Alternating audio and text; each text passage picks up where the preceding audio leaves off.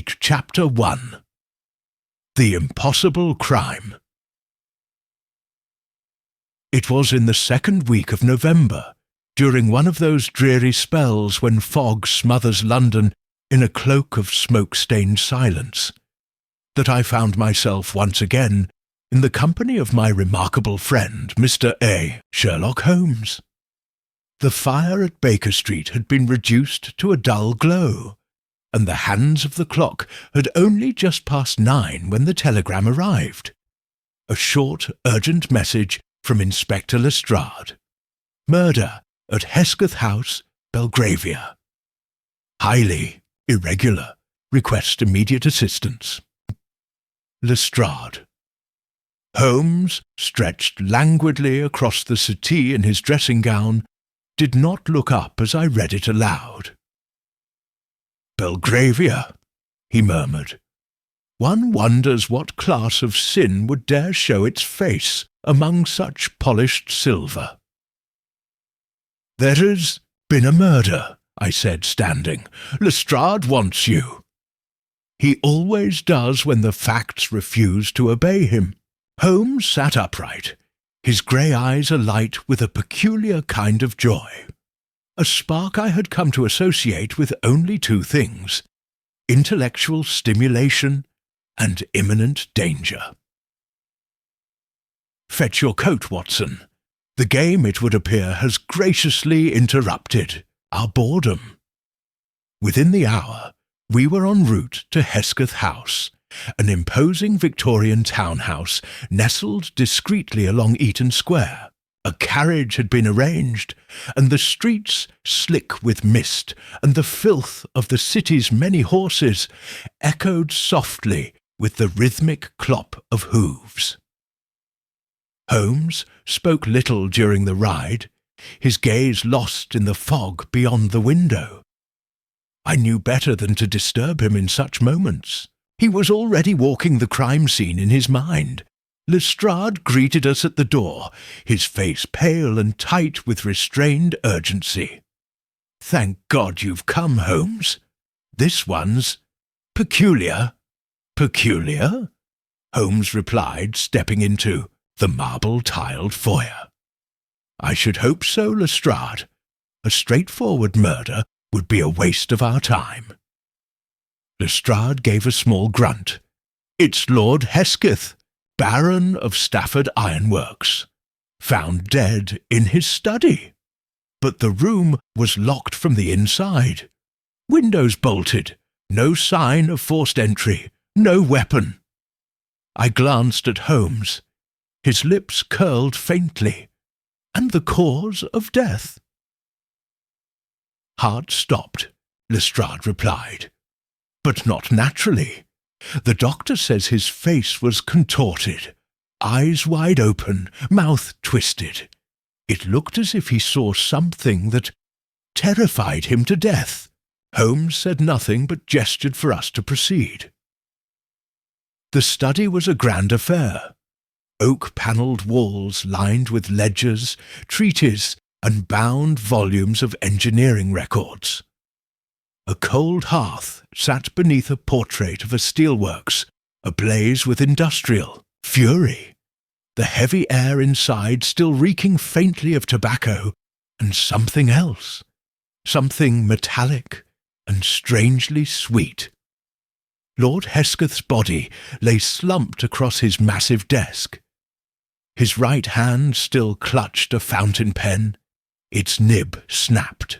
His mouth, as Lestrade had described, was frozen in an expression of grotesque horror. The pupils were dilated, the skin pale, but mottled near the temples. Holmes moved quietly, bending over the body without touching it. No bruising on the hands, no sign of struggle. And yet this is not a man who died peacefully. He turned toward the fireplace. Cold ashes. Was the fire burning last night? According to the butler, Lestrade said, Lord Hesketh retired here after dinner to review correspondence. Ordered no food, no visitors were admitted. At 10 past 10, The housekeeper found the door locked. She knocked. No answer. The door remained shut all night. This morning they broke it open. He was like this. Holmes moved to the door and examined the lock. A sturdy brass mechanism, undamaged. The windows, Lestrade pointed. Holmes crossed to one of the tall sash windows, secured with brass bolts. He examined the sill, the latches, even the dust near the corners. He did the same to the second window, then stepped back with a slight narrowing of the eyes. "Nothing's been moved?" Holmes asked. "Nothing," said Lestrade. "And no weapon." Holmes glanced around the room once more. Then he dropped to one knee, his long fingers brushing the Persian rug beneath the desk. He sniffed it, then paused. "Watson," he said, "tell me what you see here." I leaned in. A rug, thick pile, burgundy, dusty.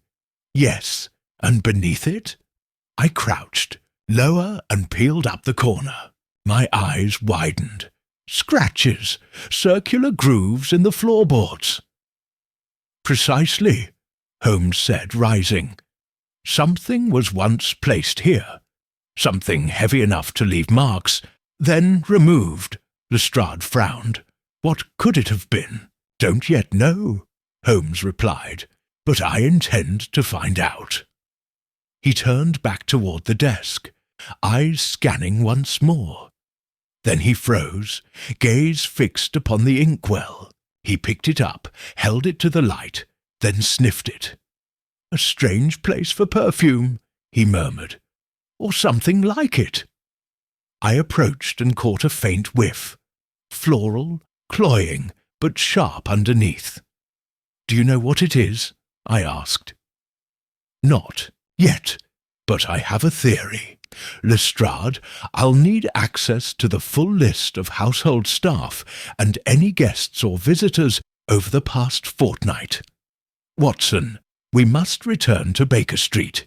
There's something I wish to test." Lestrade blinked. "You're leaving already?" Holmes smiled faintly. "The corpse will not change, but chemistry waits for no man." As we stepped back out into the fog, Holmes turned to me with a gleam in his eye. "Watson, we are dealing with a crime that was not only premeditated, it was engineered.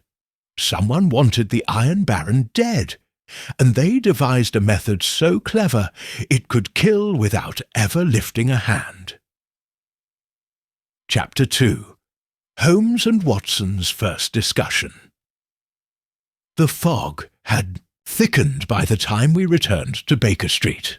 The familiar lamplight from the windows of 2 and 21B shimmered dimly through the grey mist, casting long, indistinct shadows on the pavement.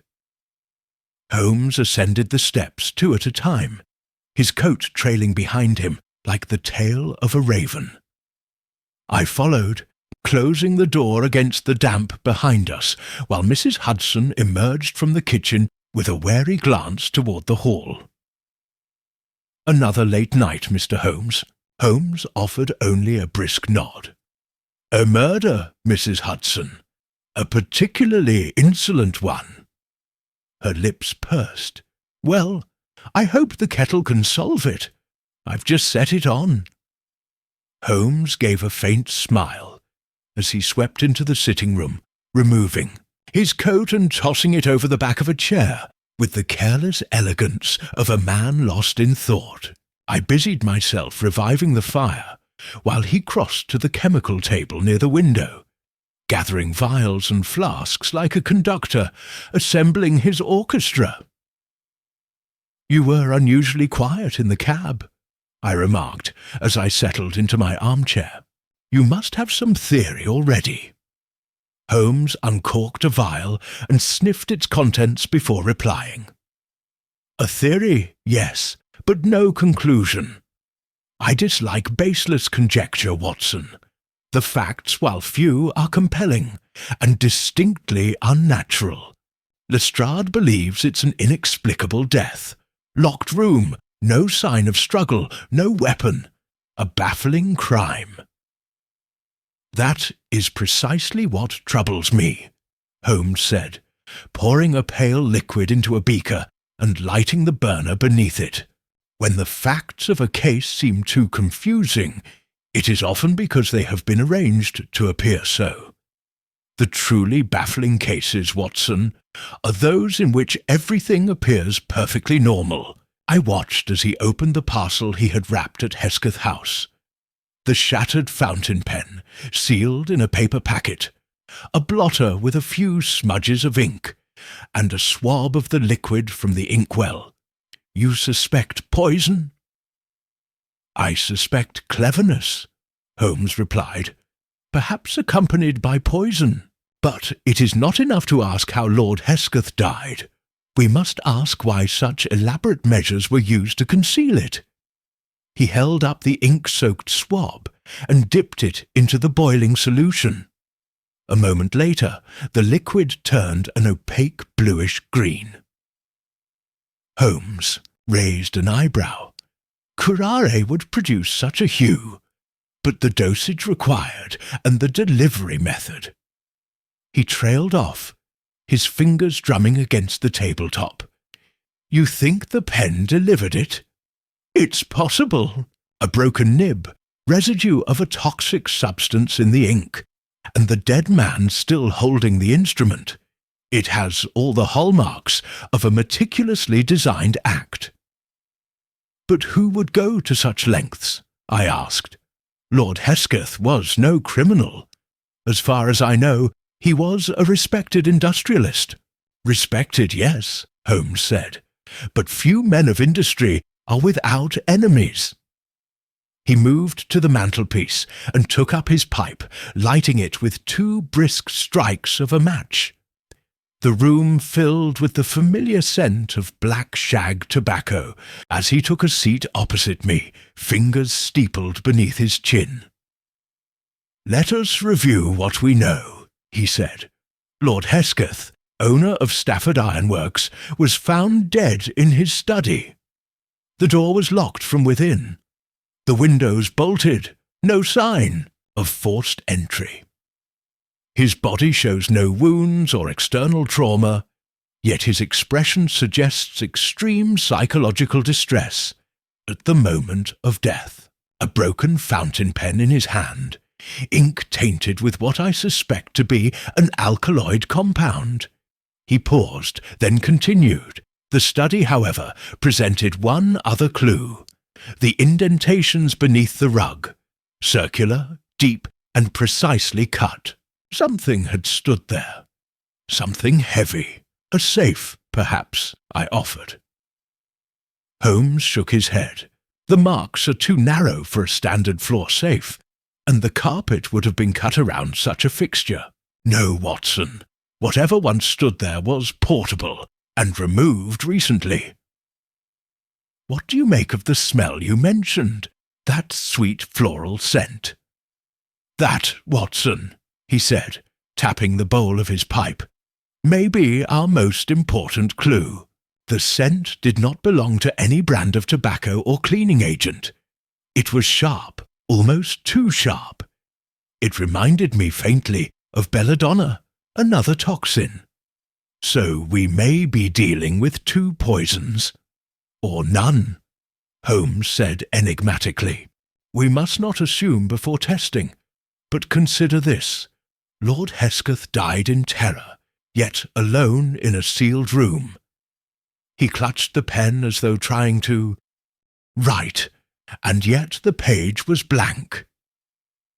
He stood abruptly and crossed to his bookshelf, pulling down a thick volume entitled Treatises on Occupational Toxicology. Flipping through the pages with rapid precision, he stopped at an illustration. "Here," he said, handing me the book. "There are industrial compounds used in metallurgy, particularly in steelworks, that can, in vaporized form, cause hallucinations, paralysis, even death. Most are unknown outside factory floors. You believe the killer used an industrial chemical? I believe the method of death was one only a man in Lord Hesketh's field could fully understand, and that is why it worked so well.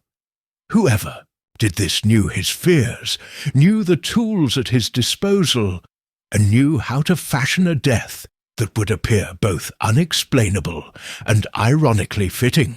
I felt a chill pass over me. And the motive? Holmes gave a tight smile. That, Watson, we shall uncover soon enough. But I expect we will find no shortage of candidates. He rose and moved to the bureau, withdrawing a single folded document. It was a copy of the Times, with a society column tucked within. Lord Hesketh's estate was to be reviewed this week, Holmes said. He had no children, no known heirs, but a sprawling business empire and considerable wealth. I also note here that he was to meet with a parliamentary committee regarding a scandal involving safety regulations at his ironworks. A scandal? 2 workers killed in an explosion 6 months ago. The inquiry was closed, officially, but I suspect it still burned in someone's mind. He turned to me, his eyes sharp. Tomorrow we visit Stafford Ironworks. I should like to see the birthplace of a fortune, and perhaps the roots of a murder. Chapter 3. The First Clues. A Scene of Deception.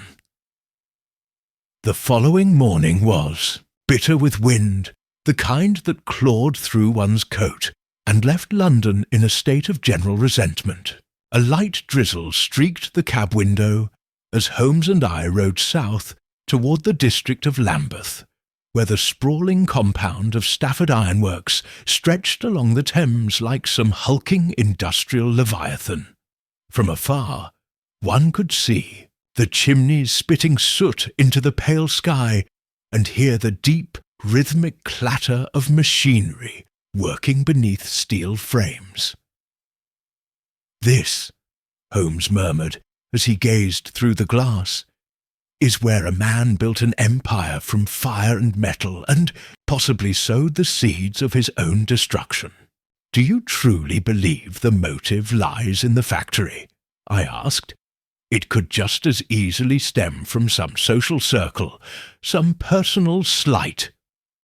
"It may," Holmes agreed, "but the nature of the death, the intricacy, the symbolism, suggests a hand well acquainted with industry. If someone wished to kill Lord Hesketh discreetly, a blade or a pistol would suffice. But to stage an invisible murder, one so bound to his professional identity, points inward, to knowledge, to vengeance, to legacy. Upon our arrival, we were met by Mr. Alfred Combs, the chief foreman of the ironworks, a stout man with soot-stained cuffs and a face prematurely aged by heat and steel dust. He greeted us stiffly and showed us through the gates without unnecessary ceremony. "You knew Lord Hesketh well?" Holmes asked as we followed him along a walkway flanked by furnaces and conveyor belts. "Well enough," Combs replied. "He came down once or twice a month. Preferred to run the place from Belgravia, as you'd expect. But he understood the process better than most owners, and he paid well." "Did he have enemies here?" Combs gave a tight-lipped smile. "Everyone respected him. But admiration and affection are different things, Mr. Holmes. There were grumblings after the accident. Ah, yes, the explosion 6 months ago." Combs nodded. 2 dead, 3 injured. Gas build-up in Furnace 4. Should have been caught earlier, but a safety valve had rusted clean through. We were under pressure to meet a deadline. New bridge, project in Durham. It was covered up well enough. But the men know. There's bitterness even now. Did Lord Hesketh seem concerned afterward? Holmes shrugged. He was furious, for financial reasons. Public scandal's bad for shareholders. But guilt? I couldn't say. He was a proud man. Holmes fell silent as we entered a high-ceilinged chamber filled with hammering noise and clouds of steam. To my untrained eye, it seemed a chaos of sparks, smoke and noise, but Holmes surveyed it with cool precision.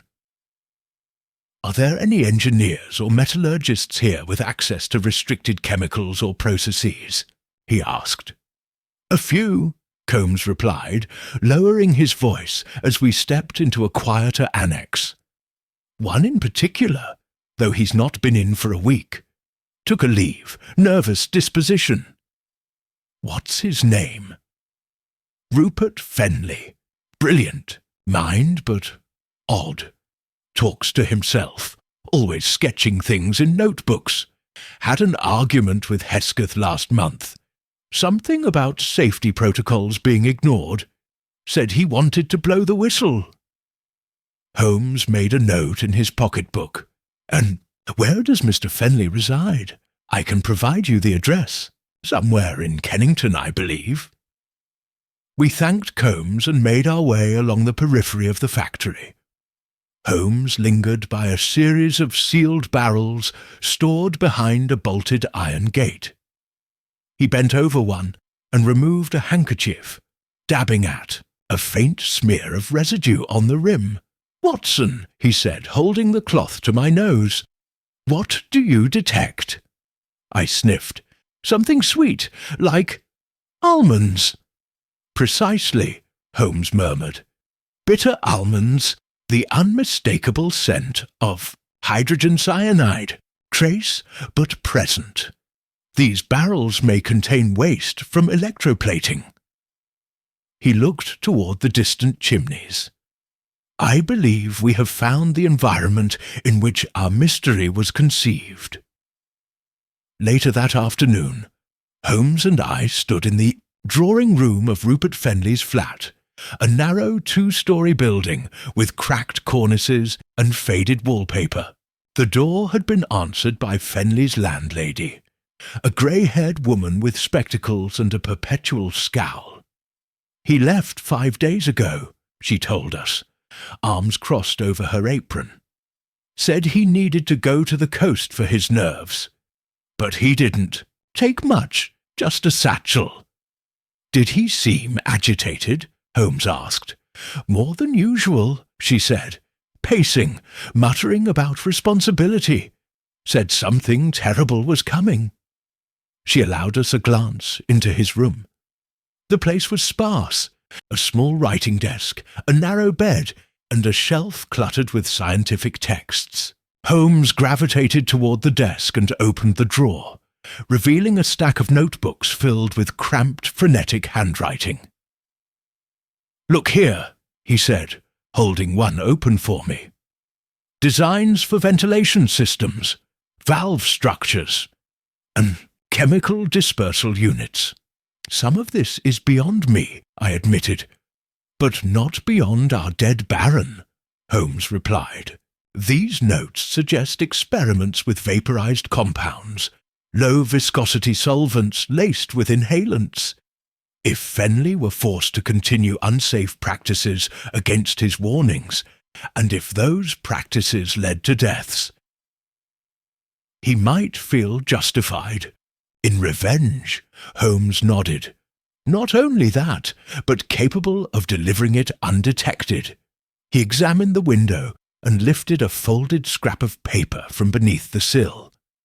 On it, in Fenley's hand, were only 5 words. "He'll see the smoke." Too late, Holmes folded the note slowly.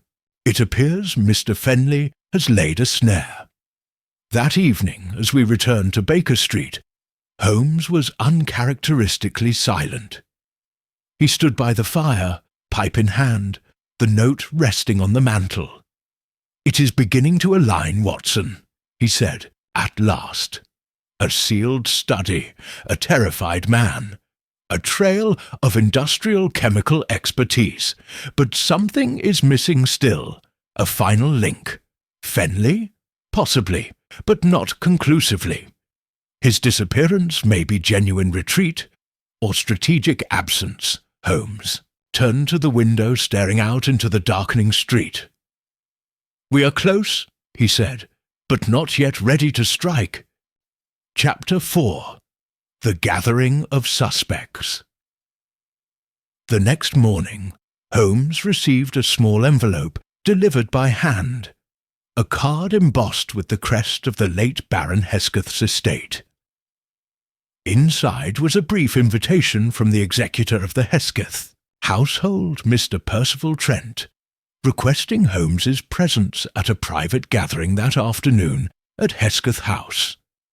The family solicitor, it seemed, was attempting to resolve certain matters regarding the late lord's will, and desired Holmes's insight into the strange circumstances of his death. Holmes read the card silently, then handed it to me with a flick of his fingers. "Interesting," he said. "Trent is drawing in the circle. We are about to meet the key players in this drama, Watson. You think the murderer will attend? If they are clever, which I rather suspect, they'll have no choice." We arrived at Hesketh House shortly after 2:00. The gloom had lessened, but the air still carried a damp chill, and the black-draped windows lent the estate a funereal air. A footman in morning livery led us to a drawing-room off the main hall. Though less grand than the study, it retained an austere elegance. Mahogany panelling, heavy curtains, and a large oil painting of Lord Hesketh surveying his foundry from a hilltop. Steel furnaces roaring beneath him like a vision of Dante.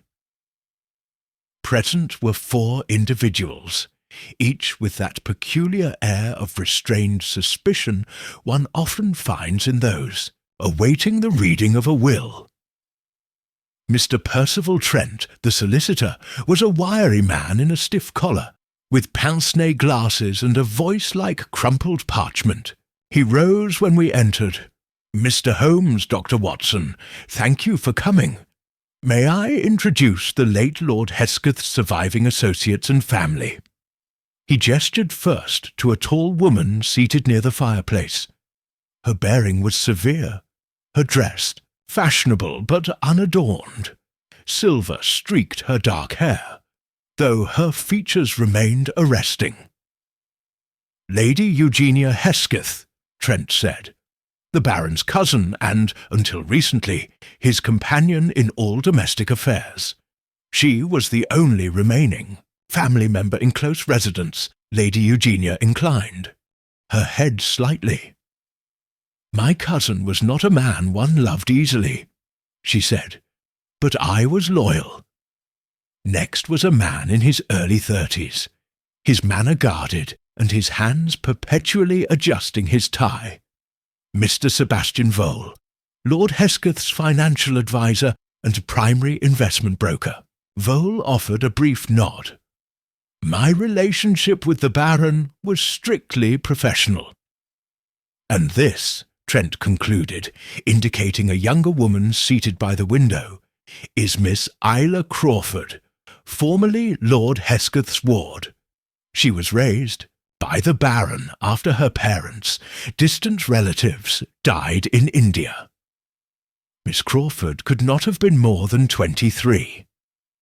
She wore her grief quietly, with wide eyes and a downturned mouth. Her dress was modest, and her hands remained folded in her lap. Holmes bowed to each in turn, then took a position near the mantel. "I believe, Mr. Trent, you requested this meeting not only to discuss legalities, but to provide clarity to your late client's unusual passing." Trent cleared his throat. "Yes, quite so. In truth, there are concerns among us all, and you have, by reputation, a gift for seeing what others do not." Holmes's gaze flicked from face to face. "Then let us begin. Might I inquire where each of you was on the evening of Lord Hesketh's death?" There was a moment's pause, as though they had not expected to be interrogated quite so directly. Lady Eugenia spoke first. "I retired early that evening. The Baron had been short with me during supper. He went to his study. I did not see him again." Sebastian Vole followed. "I left after dinner. I had dropped off financial reports earlier in the day. The Baron requested I not linger, said he needed to concentrate." Miss Crawford hesitated. "I was in the library, reading. I didn't hear anything." Holmes turned to Trent. "And you, sir?" "I was not in the house. I reside in Kensington. My role here is limited to legal matters." Holmes said nothing for a long moment. Then he stepped forward and, in a gesture that surprised us all, drew aside the heavy curtain to reveal one of the tall windows. "Curious," he murmured, pointing to the sill. "Someone stood here recently, and recently enough to leave traces of soot on the inner wood." Lady Eugenia rose stiffly. "The windows have not been opened since the Baron's death." "Precisely why this soot is interesting," Holmes said. "It's from the foundry. Tracked in, I expect. Perhaps from someone who walked the grounds afterward, or someone who came through the study." "Are you suggesting someone entered the study through the window?" Vole asked. His tone sharpened. Holmes's smile was faint. "No, merely observing that the room in which a man is found dead tells tales to those who care to listen." He turned to Miss Crawford. "Miss Isla, I understand you were Lord Hesketh's ward. Were you to inherit anything upon his death?" Her cheeks coloured slightly. "No, not directly. He placed a trust in my name, but it was modest, and Mr. Vole." Vole straightened. "I was named executor for certain assets, yes. That is not uncommon." Holmes stepped away from the window, his expression unreadable. "Mr. Trent, if I might ask, was the late Lord Hesketh in good health?" Trent hesitated. "Physically, yes. Mentally, perhaps less so. In recent months he had grown paranoid, spoke of shadows, of retribution." "Retribution?" I echoed. Trent nodded. "He claimed someone from the past was watching him, that he had made a mistake." Lady Eugenia dismissed it with a wave. "He was being melodramatic. He feared scandal more than sin." Holmes looked at each of them in turn. "What mistake?" No one answered.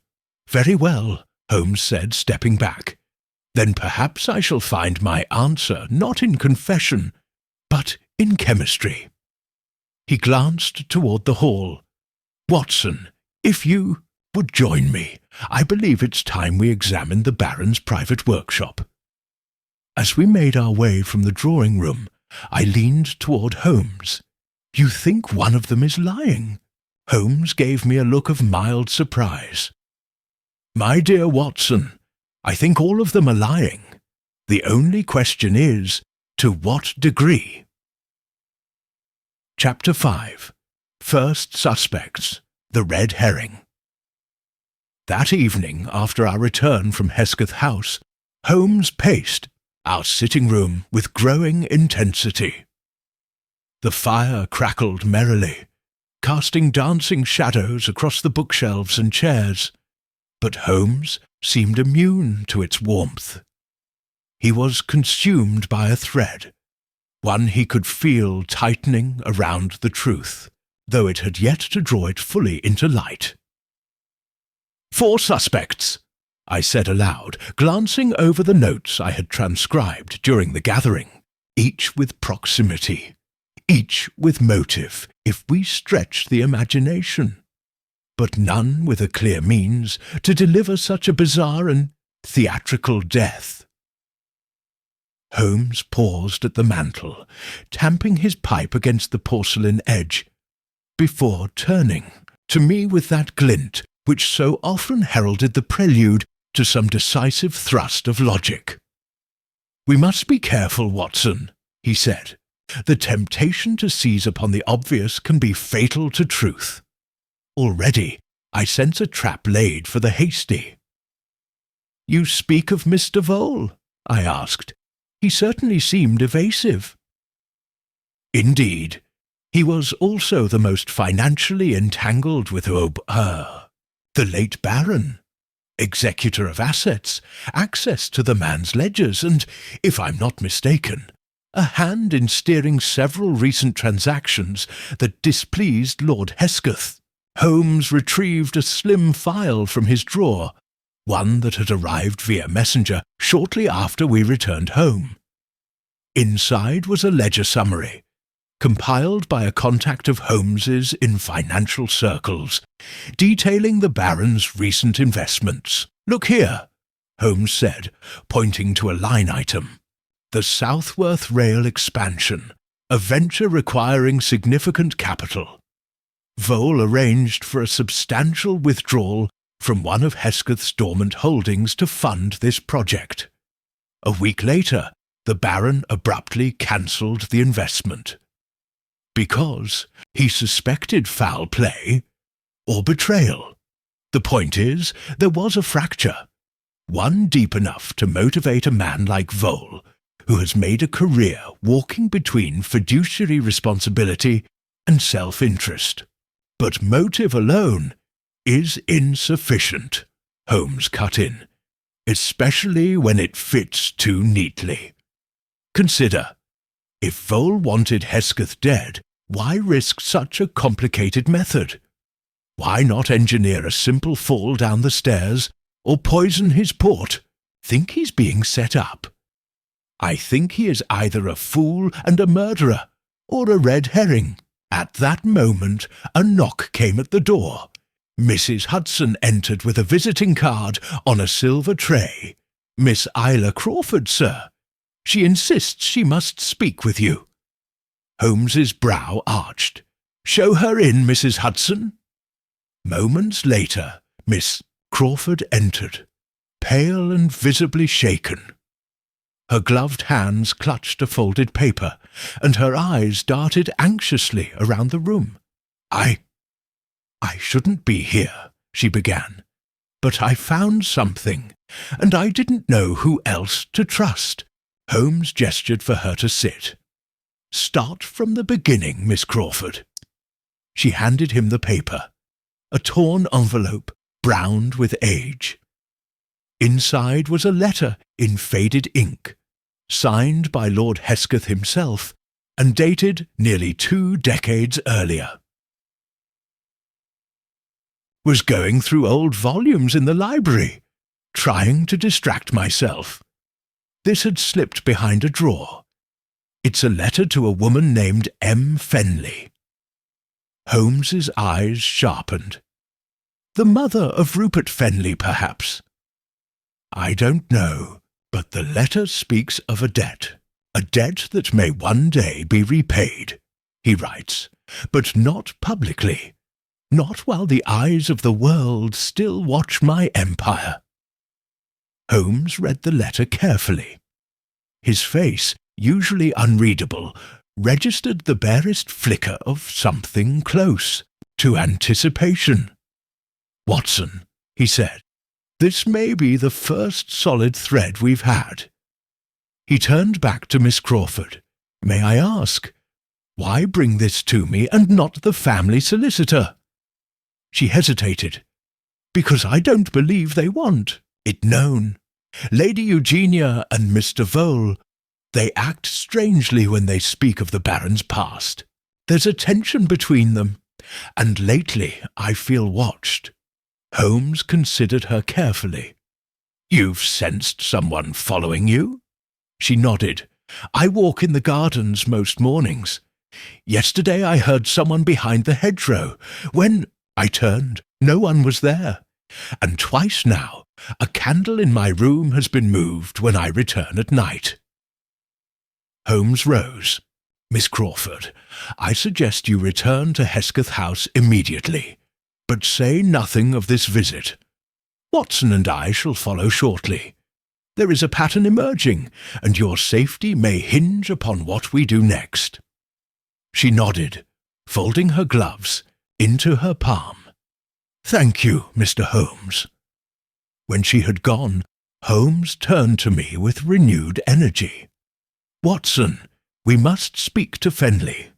You believe the letter proves a connection between the Baron and Rupert Fenley's family? I believe it suggests a secret debt, and in cases such as these, debts are rarely financial. If Fenley was the son of someone the Baron once wronged, and if that wrong was hidden, it would explain the elaborate nature of the murder, the precision, the locked room." Holmes nodded. "Vengeance veiled in genius. That is the signature here. Not greed, not convenience." We returned to Fenley's flat just past 8 o'clock. The landlady met us at the door, flustered. "He came back," she said.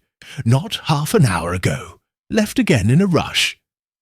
"Did he say where he was going?" Holmes asked. She shook her head. "No, but he looked wild, pale and sweating, like a man being hunted." Holmes descended the steps 2 at a time. "He knows we're getting close." "To what?" Holmes glanced over his shoulder.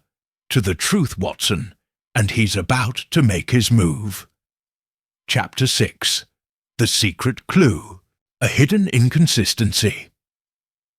We returned to Baker Street that evening, under a heavy cloak of unease. Holmes remained in a state of controlled intensity, silent but alert, like a man tracking a scent just beyond reach. He did not light his pipe, nor did he touch the tea Mrs. Hudson set before us.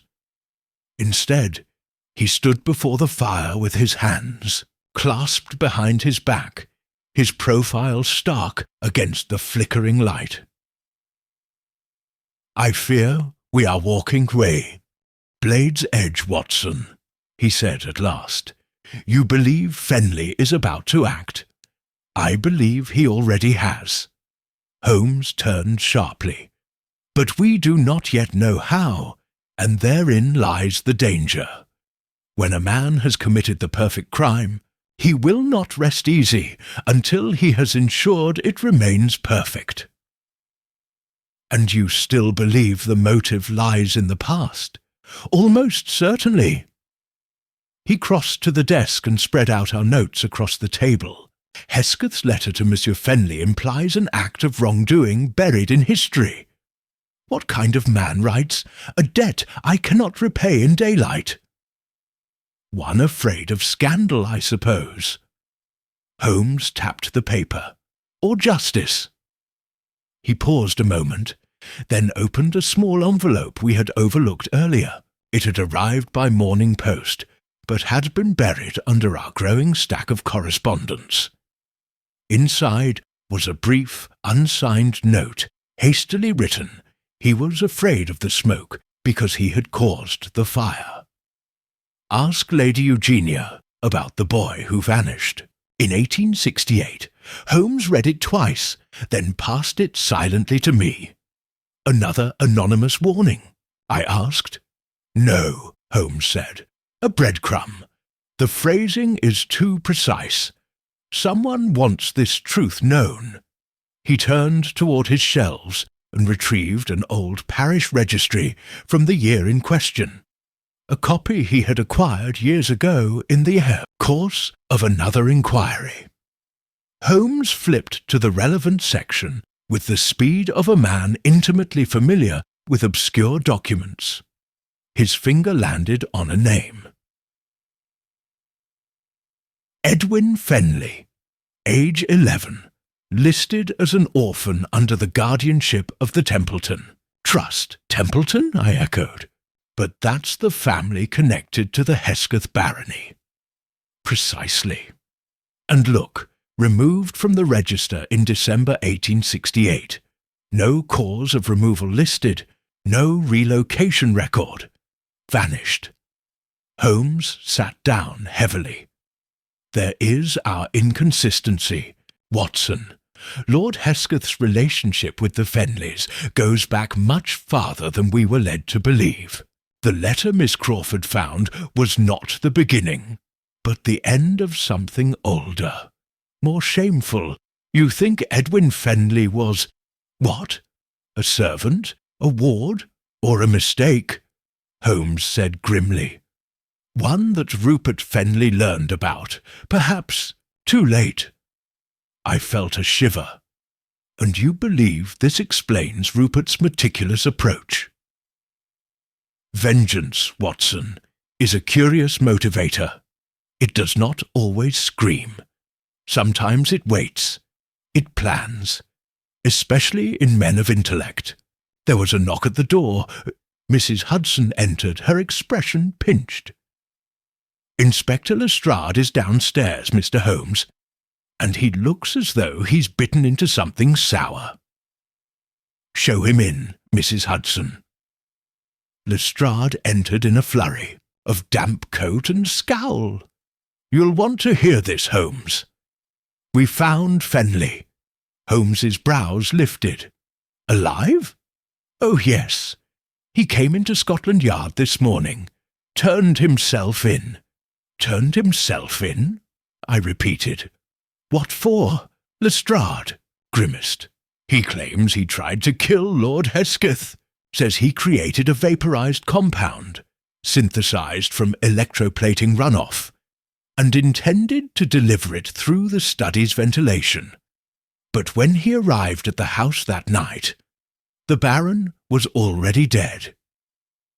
Holmes's eyes narrowed. He claims he arrived too late? Exactly. Says he saw the study light still burning, crept to the side garden to position the compound, and saw the body slumped at the desk. I leaned forward. But that contradicts everything. Exactly, Holmes said, now pacing slowly. He confesses to an attempt, but not the crime itself. Lestrade nodded. And he can't provide proof. The compound's destroyed. He panicked and fled. But he swears he saw the Baron already dead. Holmes turned to the fire, thoughtful. So Fenley wanted revenge, devised a plan, but before he could carry it out, someone else struck. A second plot? I asked. Holmes nodded. Two separate intentions converging, one overt, one hidden. Fenley's plan was scientifically sound, but his confession contains a contradiction. He turned to Lestrade. Did he say how he planned to deliver the compound? Through the vent below the study window. It connects to a disused coal chute.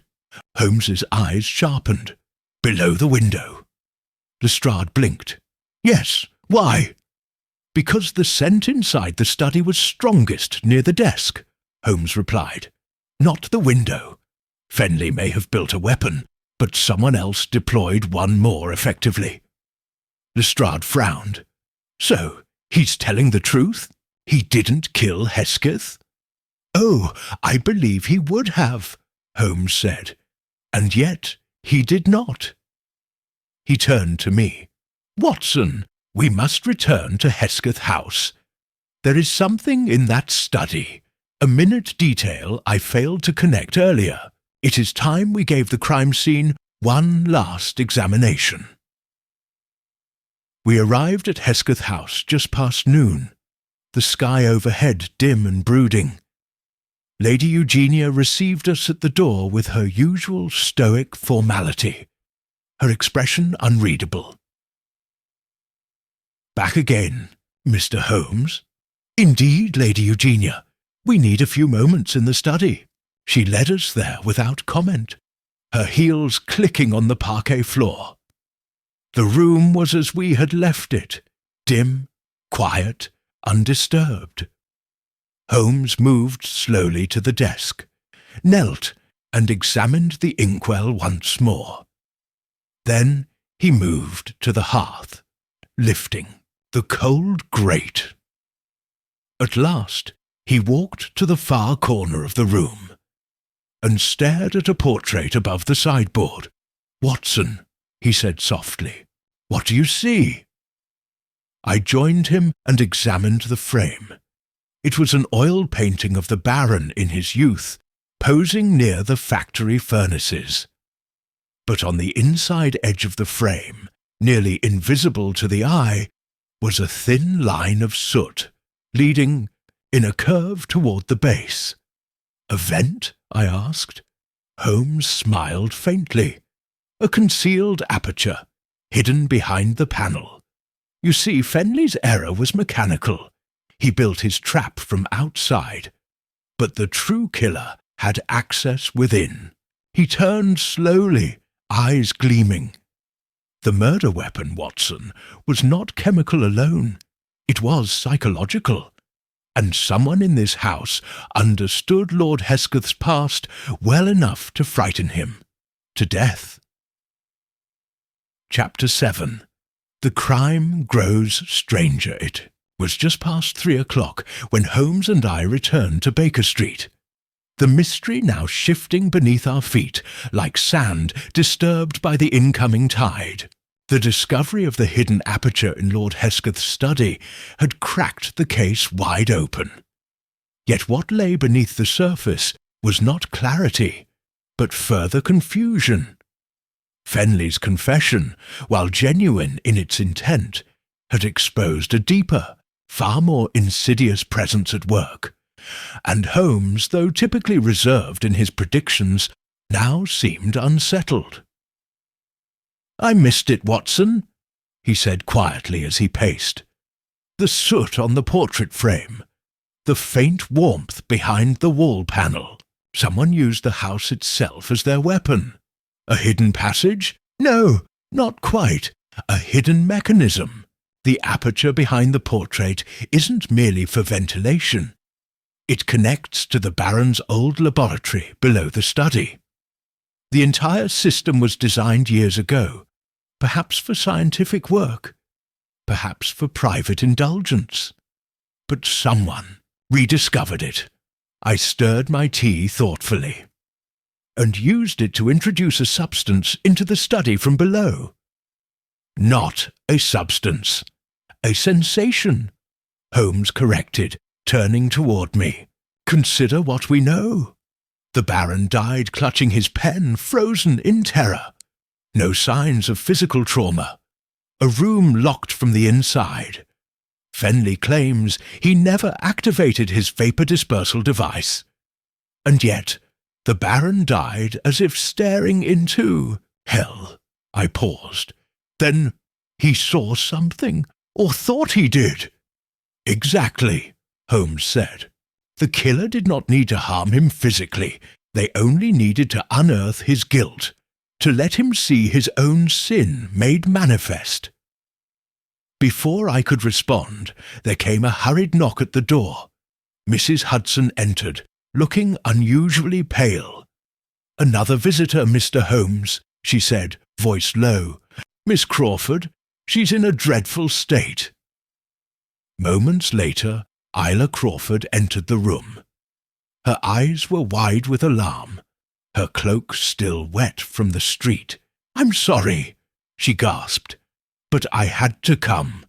Something terrible has happened." Tumtio helped her to a chair, and I poured her a cup of tea as she composed herself. "It's Mr. Vole," she said. He was attacked in the library just an hour ago." "Attacked?" I asked. "By whom?" "I don't know," she said, shaking. "The housekeeper found him, unconscious, bleeding from the head. He's alive, but only barely. The doctor says he was struck with something heavy, but nothing appears to be missing. It wasn't a robbery. Holmes's eyes darkened. No, this was an act of fear or desperation. Miss Crawford nodded. Lady Eugenia says he was acting strangely all morning. Nervous? She thought he was going to leave town. But then... She stopped, swallowing hard. He kept saying, it's not just him. There's someone else, someone watching. Holmes exchanged a glance with me. Someone else, he repeated. Of course, we reached Hesketh House before. Dusk. The atmosphere had changed palpably. The servants moved in hushed tones. The housekeeper met us at the door, her eyes still wide with shock. He was found near the hearth, sir, she said, slumped over a ledger. There was blood on the book. We were led into the library, a sombre wood-panelled room lined with rows of leather-bound volumes. A physician still hovered over the figure on the couch. Sebastian Vole, his head bandaged, his skin pale beneath the linen. He regained consciousness briefly, the doctor said nothing coherent, then fainted again. Holmes stepped forward and examined the open ledger on the desk. Several pages were torn out. Missing. Documents, he murmured. Likely incriminating, but to whom? He turned to the hearth, running his hand along the back edge of the mantel. Then he stopped. Watson, he said, note the dust pattern here. I looked closely. A thin rectangular patch of polished wood stood out among the soot, where something had recently rested. A box? I asked. Or a journal, Holmes replied. Something taken in haste. Our attacker was not interested in harming Vole initially. They wanted something he possessed, but he surprised them, or perhaps refused to hand it over. He stood abruptly. Lady Eugenia. She's in the drawing-room, the housekeeper replied. Holmes wasted no time. We found her seated beside the fire, a glass of brandy untouched in her hand. She looked up as we entered, her expression unreadable. Mr. Holmes, she said coldly, twice in one day. Surely we deserve some peace. Holmes gave her a long, unreadable look. I imagine Mr. Vole thought so too, until someone tried to kill him. Her jaw tightened slightly. Do you know of any documents Vole kept concerning the Baron's personal business? Something he might have wished to conceal? Mr. Vole kept everything, she said dryly. He was a born bureaucrat, but he was growing nervous lately, jumping at shadows, speaking cryptically. About what? Lady Eugenia hesitated.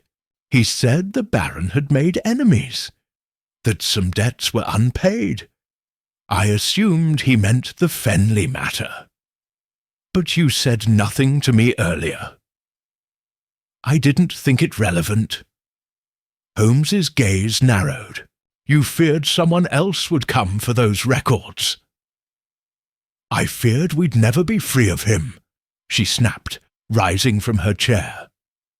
Do you know what it's like to serve a man like the Baron?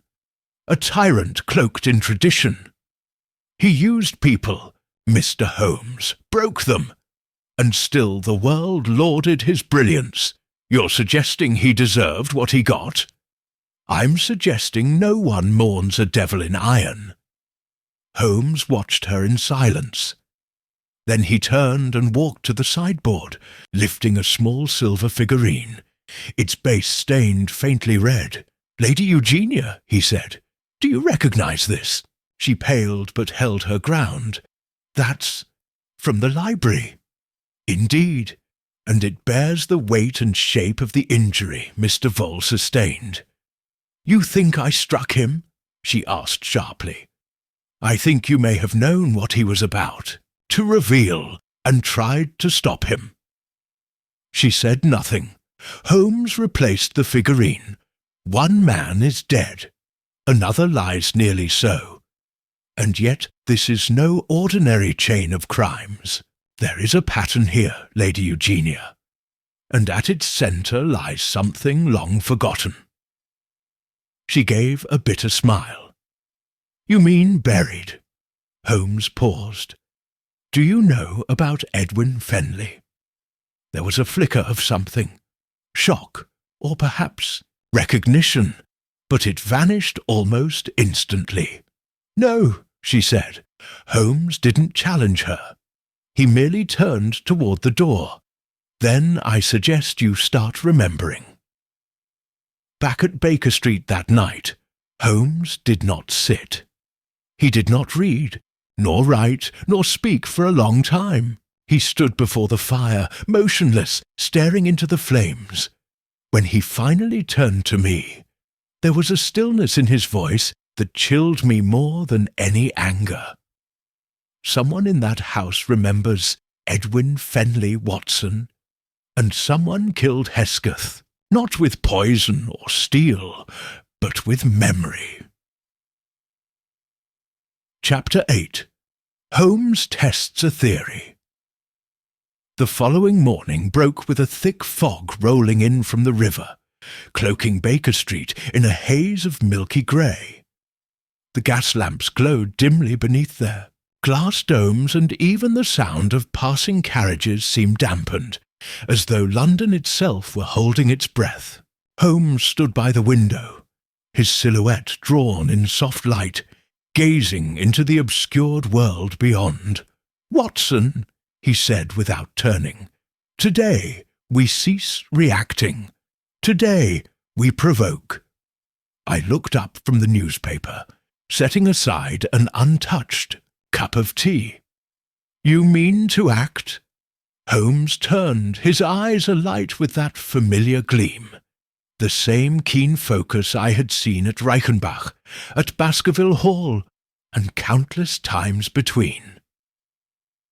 "There is a killer among our suspects, one clever enough to let another man, Rupert Fenley, bear the burden of guilt. But in crafting their illusion so artfully, they've made a fatal miscalculation."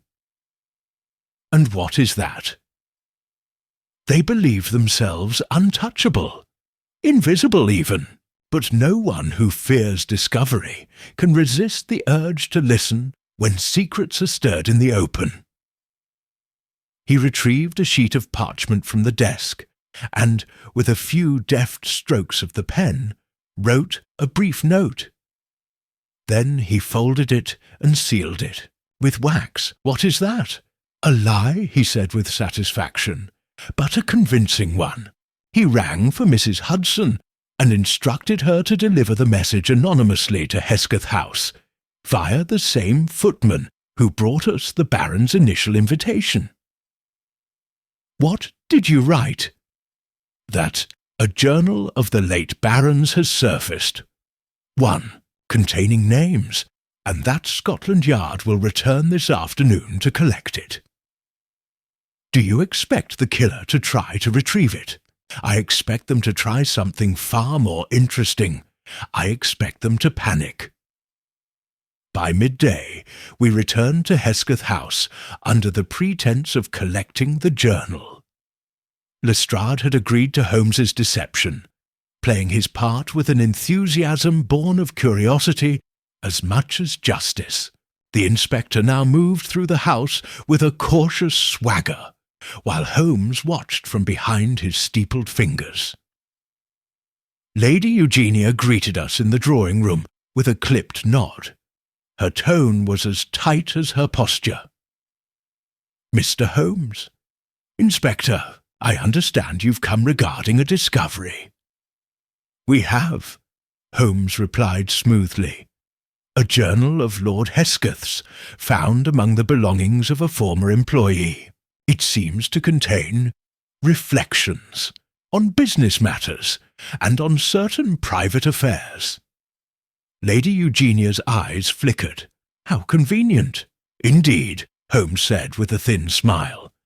We thought it appropriate to collect it quietly, so as not to disturb the household unnecessarily. Of course, Miss Crawford entered moments later, followed by the still bandaged Sebastian Vole, supported by a cane, and moving with the stiff awkwardness of a man not yet accustomed to frailty. His expression, however, was sharp and wary. Holmes greeted them, both. Mr. Vole, I trust you're recovering.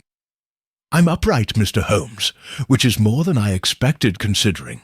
Holmes nodded. Did you see your attacker? No, only a glimpse, a shadow.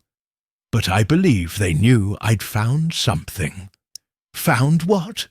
Vole hesitated, then produced a folded sheet of paper from inside his coat. This, he said, a copy of a ledger entry. It was tucked behind the false bottom of a drawer in the Baron's study desk. I found it days ago, but wasn't certain of its meaning until someone tried to stop me from revealing it. Holmes took the paper and examined it carefully. I stood behind him, reading over his shoulder. It was a simple line item. December 1868. Templeton Trust Disbursement. Confidential Relocation. Fund. EFEF, I murmured. Edwin Fenley, Holmes said. The boy who vanished. Lady Eugenia's teacup slipped in her hand and shattered on the floor. I beg your pardon, she said quickly. Clumsy. But Holmes's eyes were already on her. It must be difficult, he said softly, to keep such secrets hidden for so long, and all for a man who no longer walks this earth. I don't know what you mean, don't you? Holmes stepped forward. You knew Edwin Fenley. You knew what happened to him. You were there. Enough, she said, voice rising. You were the only one left alive who knew the truth. But Lord Hesketh, he knew the past was stirring. The letter to Monsieur Fenley, the anonymous notes, the panic. He feared exposure. And so did you. I warned him, she snapped, rising to her feet. I told him it would return, that his sins would rise. But he only laughed. There was silence in the room. Lestrade took a step forward. Lady Eugenia, I must ask, what happened to Edwin Fenley? Her shoulders sank slightly, but her face remained hard. He was a foundling, Lord Hesketh's responsibility, after an indiscretion with a maid in the Templeton household. He was sent here, raised, in private, hidden, but he grew unruly, disobedient. One night there was a confrontation. With the Baron? With both of us. He struck the boy in a rage. She paused. I told him to cover it. We arranged for a false relocation, but Edwin never left this house. The silence was suffocating. Where is he now? I asked, quietly. I don't know. The Baron claimed he buried the truth, that it was finished. But someone remembered, Holmes said. Rupert Fenley, the boy's brother, perhaps. Lady Eugenia nodded, at last showing something like sorrow. He sent letters. The Baron ignored them. But I kept them. I knew this day would come. And so, Holmes said, you killed him. Her eyes blazed. No, I did not. I wished I had. But by the time I found the aperture again, he was already dead. The poison had done its work. I only sealed it, made it clean. No one would believe. It wasn't me. Holmes turned to Vole. Then you were attacked not by Lady Eugenia, but by the one who fears the real truth, the one still hiding. Vole looked pale. But who? Holmes straightened. That, Mr. Vole, I intend to uncover by morning. But be warned, the killer believes the past is buried. Our job is to unearth it before they strike again. Chapter 9. A second attempt. The culprit strikes again. It was not yet dawn when I was roused by a frantic pounding at the door of 221B Baker Street. Holmes had barely closed his eyes. I found him fully dressed and seated by the fire, a book open in his lap but clearly untouched. He rose the instant the knock came, a look of quiet expectation already on his face. Lestrade burst in, hat askew and breath visible in the cold morning air. "He's gone," he said without preamble. "Fenley escaped from his holding cell sometime during the night." Holmes's reaction was oddly subdued. Was the guard overpowered? No. Drugged, most likely. He's unconscious. But what's worse, Fenley left a note. Not to us, to Isla Crawford. Holmes's eyes narrowed. "Show me." Lestrade handed him a folded sheet of paper, its ink still smudged from hasty handling. Holmes read it aloud. "You deserve to know what your guardian hid. I'll show you where it happened, where the debt was born. Come alone, or the truth dies with me." R.F. Holmes looked up. "And Miss Crawford?" "She's missing," Lestrade said grimly. "Gone from her room at Hesketh House. The maid swears she heard. Her door opened just after midnight. No signs of a struggle. No note." Holmes turned away, jaw tightening.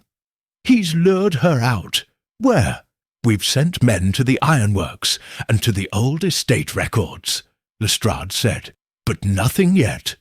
Holmes moved to the cabinet and retrieved his revolver, an act that filled me with both reassurance and dread.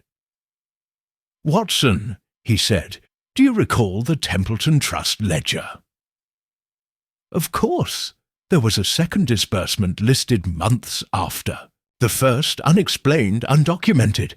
A fund marked Southwell Chapel. "Do you remember?" I nodded. "Yes, I thought it strange." "So did I," Holmes replied. "Southwell Chapel was an annex on the Hesketh estate, abandoned after the barony transferred to Belgravia. It was sealed off after a fire in 1869. Then you think. I think Edwin Fenley's grave lies beneath it. And Rupert intends to show Miss Crawford." Lestrade stiffened. "You believe he intends to harm her?" Holmes gave him a long look. "If he has not already, we must go, now." The drive to the Hesketh countryside was bleak, the sun not yet risen over the frost-covered hedgerows. Mist clung to the fields like an old secret, and the crumbling stones of the Southwell Chapel emerged from the gloom with a kind of ghostly finality. The roof had partially collapsed, and ivy had overtaken the walls, weaving between shattered windows and broken masonry like nature, trying to silence what man had left behind. We dismounted and approached on foot. Holmes walked in silence, his revolver hidden in the folds of his coat. Lestrade followed, pistol drawn. I carried only my medical bag and a sick dread that settled deeper with every step. The chapel door creaked on rusted hinges. Inside, dust floated in the air like disturbed ash. A few charred pews remained in place, though the floor had splintered in parts, exposing stone beneath. Toward the altar, a figure stood motionless in the gloom. Isla Crawford. Holmes stepped forward slowly. "Miss Crawford?" She turned, her face pale in the grey light. "He's here," she said softly. "Below. He told me to wait." Holmes approached. "You're unhurt?" She nodded. Lestrade moved forward, firearm still raised. Where is he now? A voice echoed from below the floorboards. Here. We turned sharply. At the far end of the chapel, a narrow stair descended into what had once been the crypt. A faint flickering glow issued from beneath. Lantern light, dancing on stone. Holmes signalled Lestrade to stay with Miss Crawford, then moved forward and descended the steps. I followed close behind. The crypt was damp and narrow, its walls lined with decaying bricks. At the far end stood Rupert Fenley, lantern in hand, beside what appeared to be a sealed bricked recess. "You came," he said. "We're here to bring Miss Crawford home," Holmes said calmly. "She has a right to see this," Fenley said. "The truth. You all thought Edwin was ashamed to be buried, but he was more than that. He was a warning." Holmes stepped closer. "You believe Lord Hesketh killed your brother?"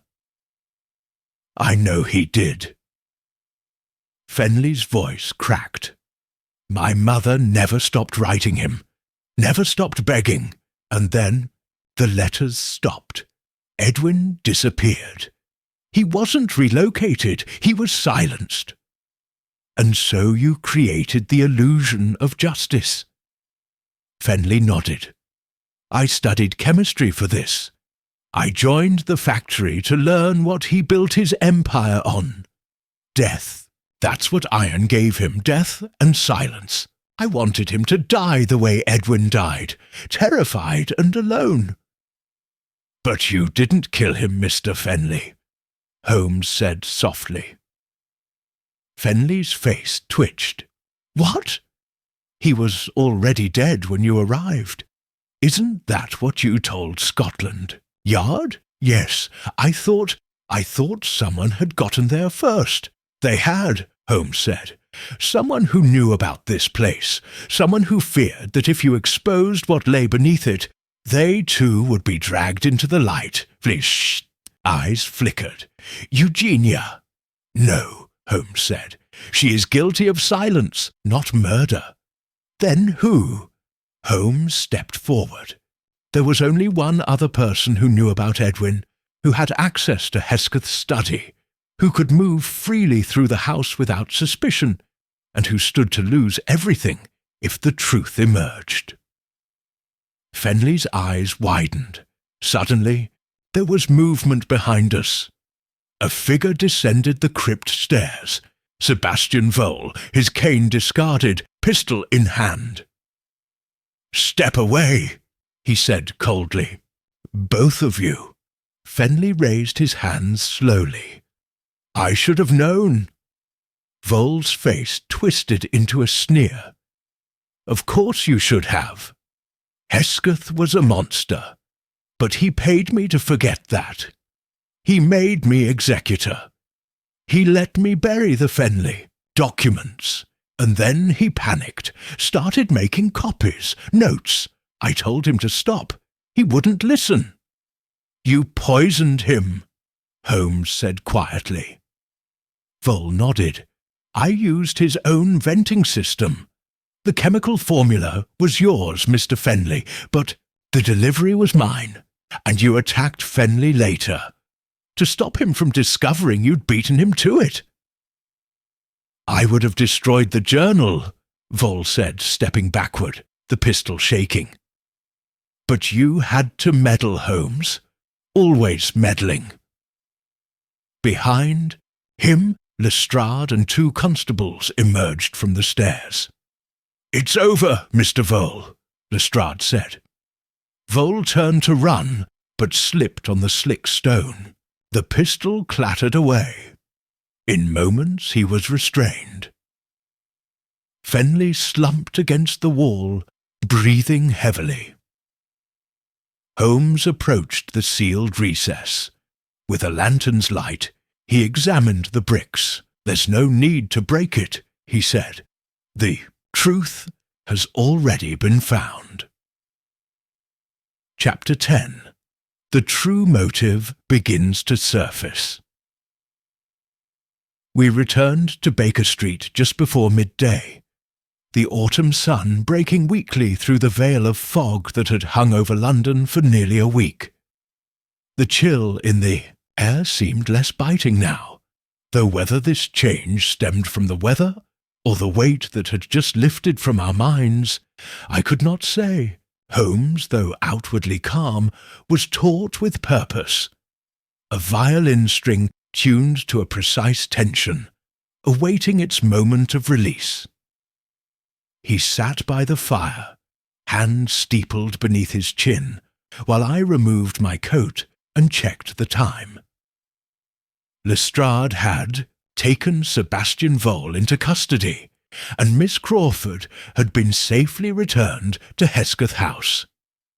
Rupert Fenley, dazed but unharmed, had chosen not to press charges for the assault. He had instead requested only one thing: that the sealed crypt beneath Southwell Chapel remain undisturbed. Holmes had agreed without hesitation. Some graves, he had murmured to Lestrade, ought to stay sealed, if only to let the living breathe again. Now, in the quiet of our sitting-room, Holmes broke the silence. "The case, Watson, is not yet closed." I looked up, but Vole confessed. "The motive is clear.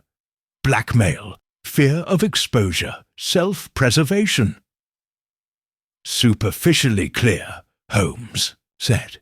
"But the real question remains, why now? Why, after decades of silence, would the sins of the past erupt in such a fashion? The Baron's guilt did not change. The facts of Edwin Fenley's disappearance were no more damning than before. And yet someone decided it had to end. Now you suspect another force at work? Not another hand, Watson. Another pressure." Holmes rose and walked to his desk, retrieving a letter I had not noticed earlier.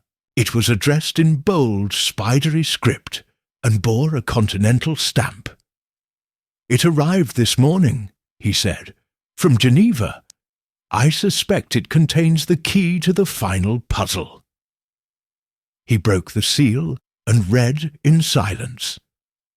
As he did, his expression tightened. "This," he said, passing me the letter, "was what drove Vole to act." The letter was from a solicitor representing an international consortium of investors. It announced the intention to launch a public inquiry into the Templeton Trust, citing alleged misappropriation of funds, forged records, and suspicious financial activity dating back to the 1860s. The inquiry would begin within the fortnight. "Good heavens," I said. "The Baron's entire estate exposed." "Exactly," Holmes replied. "The inquiry would have opened the ledgers, uncovered the disbursement to Southwell Chapel, and inevitably led to the Fenley name. Vole saw the approaching disaster and struck preemptively." I nodded slowly. He believed if Hesketh were gone, the trail would vanish with him.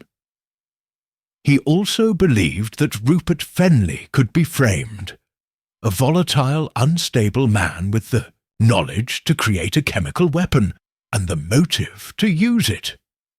It was, in fact, a perfect plan, if not for Rupert's hesitation. Holmes paced, his hands behind his back. Fenley's confession, as flawed as it was, disrupted the illusion.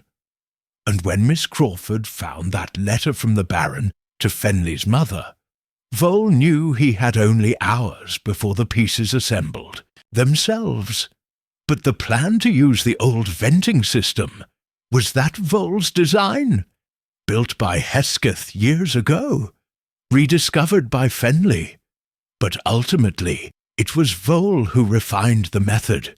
He used the same compound Fenley was experimenting with, an odorless, rapidly acting vapour that induces cardiac arrest under extreme duress. He simply introduced it earlier through the concealed aperture. But why not destroy the documents sooner? Holmes paused at the window. Because Vole was greedy. He wanted time to reallocate funds, to erase his own trail. He never expected Fenley to act, or Miss Crawford to uncover the past. But once the Baron began to unravel, so did Vole's confidence. He turned back to me. And there lies the true motive, Watson, not hatred, not revenge. Preservation. Vole killed not to punish Hesketh's past, but to protect his own future. He feared exposure, disgrace, and financial ruin. And when he realized those things were inevitable, he chose murder. I sat in silence, letting the weight of Holmes's deduction settle. And what of Miss Crawford? I asked. What becomes of her? Holmes's gaze softened. She was the one truly innocent party in all this. A young woman raised under a lie, living in the shadow of a legacy she did not choose. She will inherit nothing from the estate now, but I believe she has gained something rarer: truth, freedom. Holmes crossed to the mantel and took down a small wooden box. From it, he retrieved the folded letter that had first set this investigation in motion. Lestrade's terse telegram, now creased and soot-stained from travel and time. It began with a locked door and a man found dead at his desk, Holmes said quietly. But the crime was not in how he died, Watson. The crime was in how long it took to answer for what had been done in silence. I stood and poured us both a glass of brandy. To Edwin Fenley, I said, lifting my glass. Holmes nodded. To the boy who vanished and the echo he left behind. Chapter 11. The Bait. Holmes's Grand Strategy.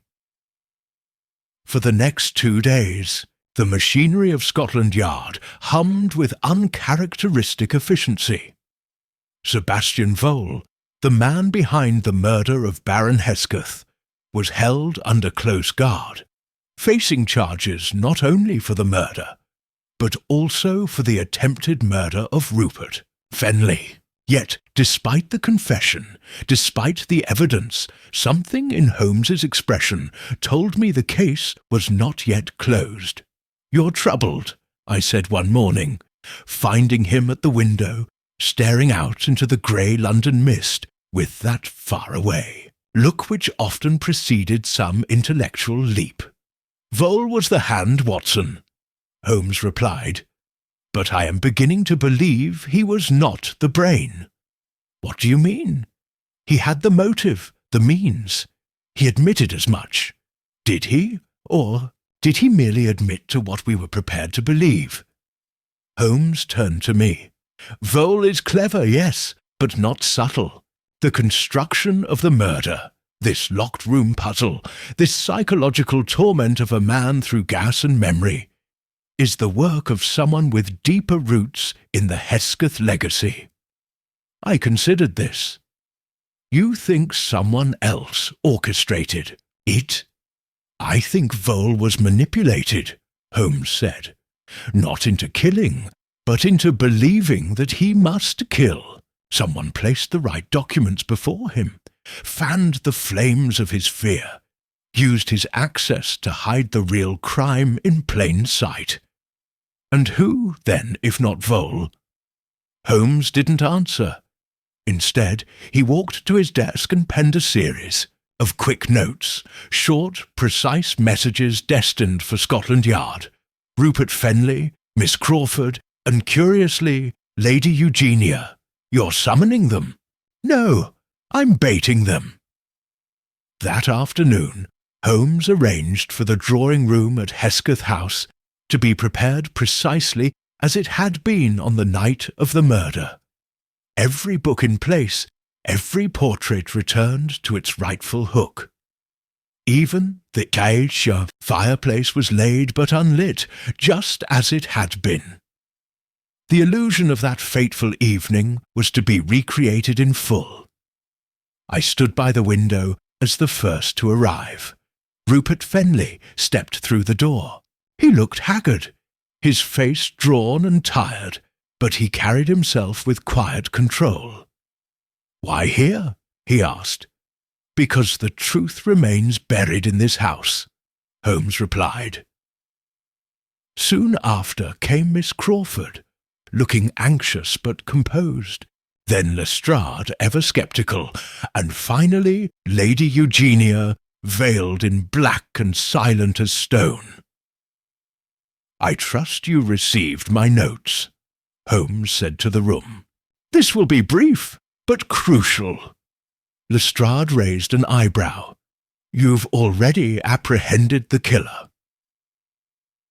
"A killer," Holmes corrected, "but not the only one."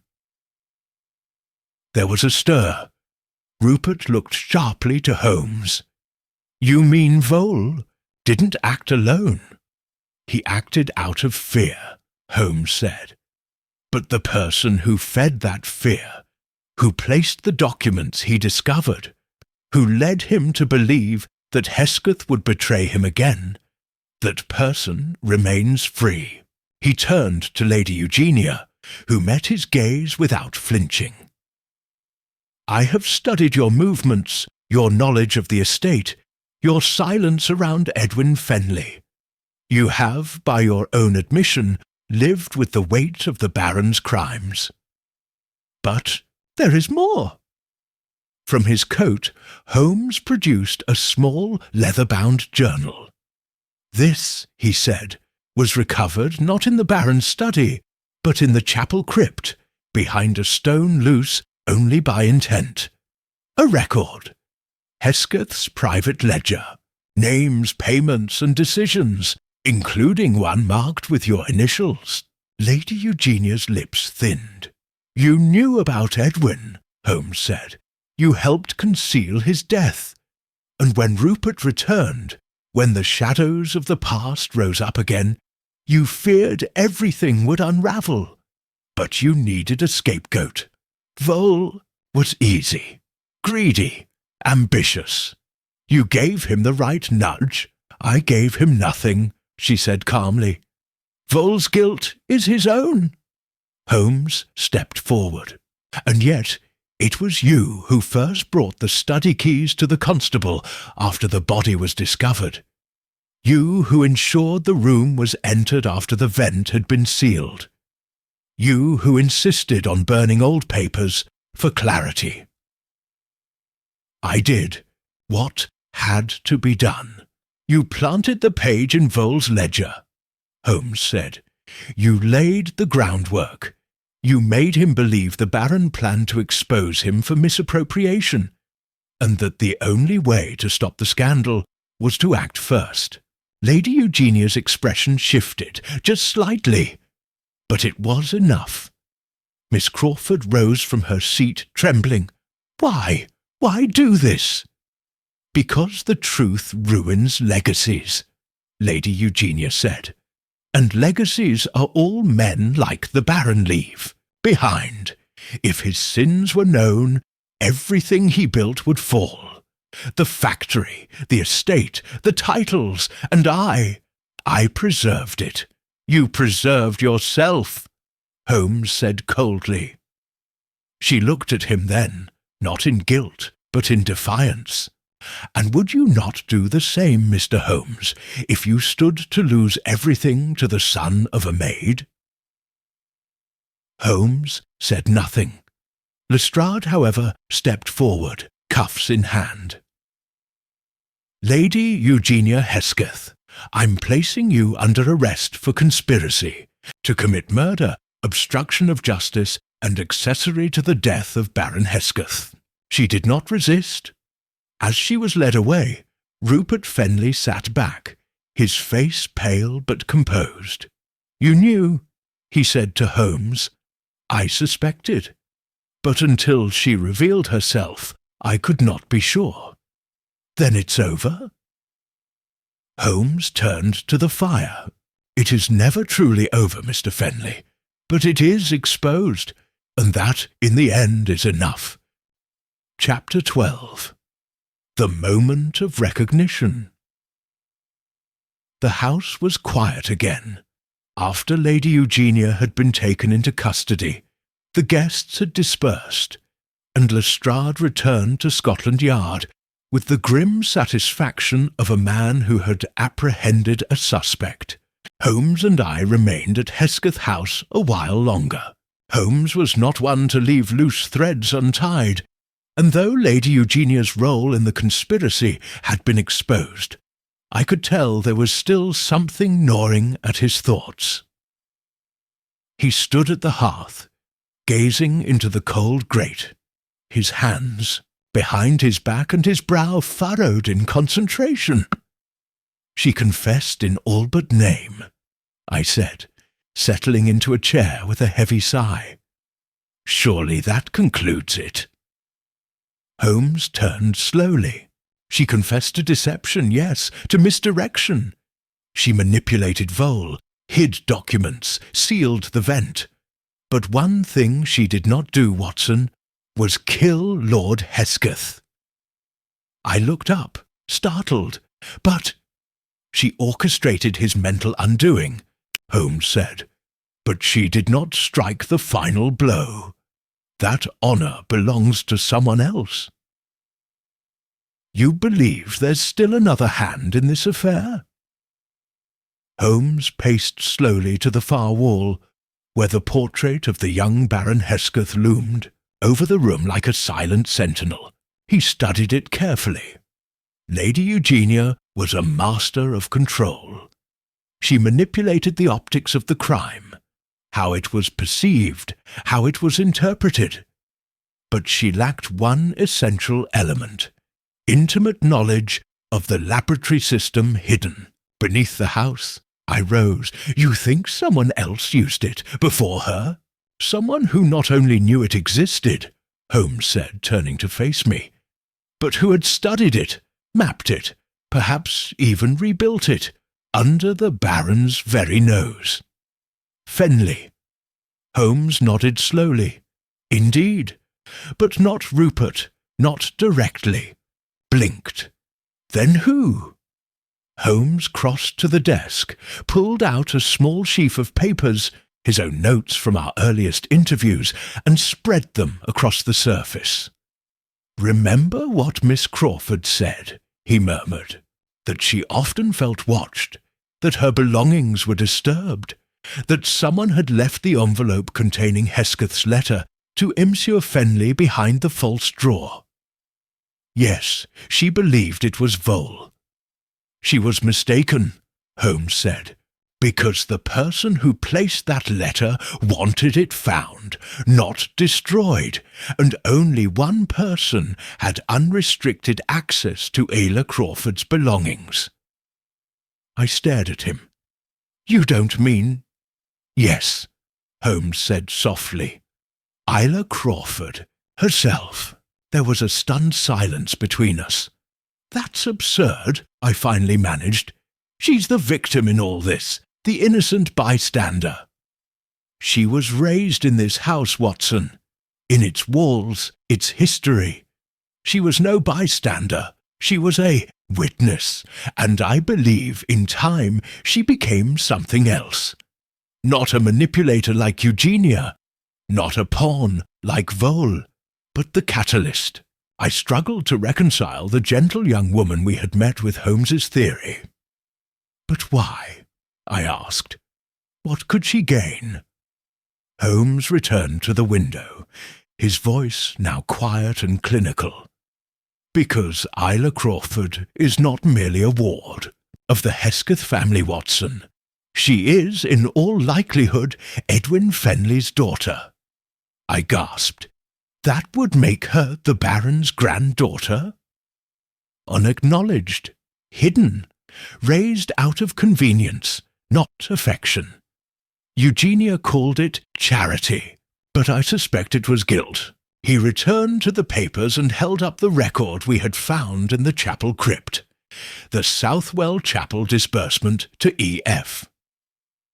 Lady Eugenia may have helped conceal the boy's death, but someone else ensured his line endured. I believe Monsieur Fenley, Edwin's mother, raised Idla until her death, and when the Baron took in Isla, he did not do so from benevolence. He did so to erase the final remnant of his shame. But if that's true, if Isla discovered this, then her entire life has been a performance built on a lie.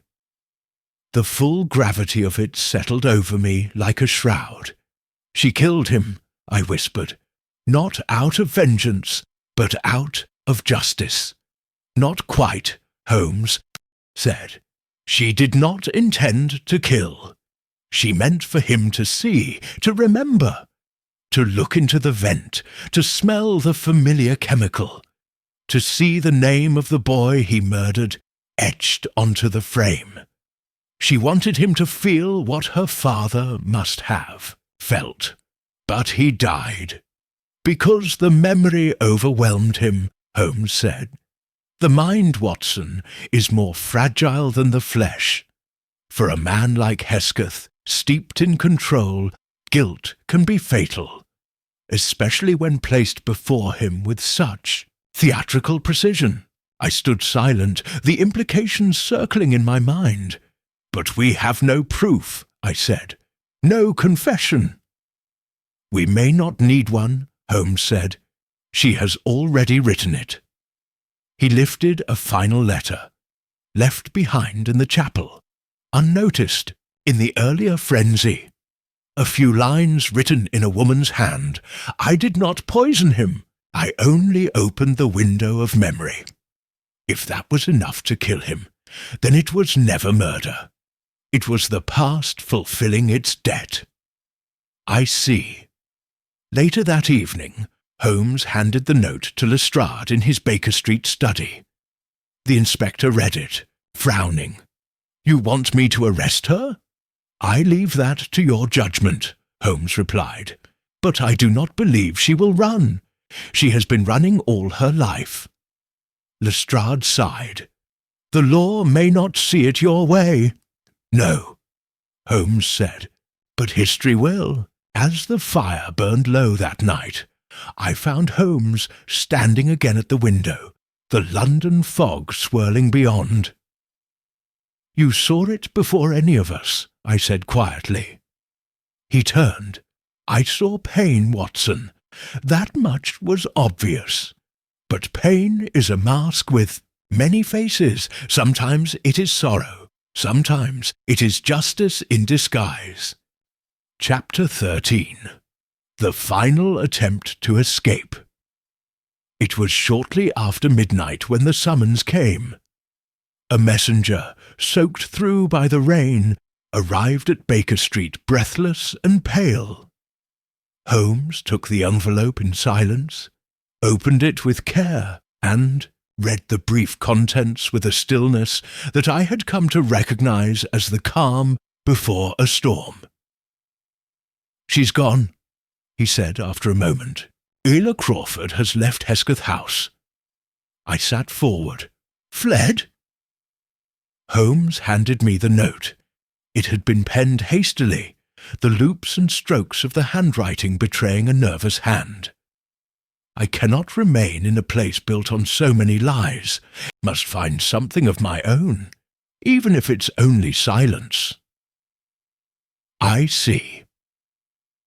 She left through the garden, according to the butler, Holmes said. A valise and no carriage requested. That means she's either gone to ground or intends to vanish. And you believe she might take her own life?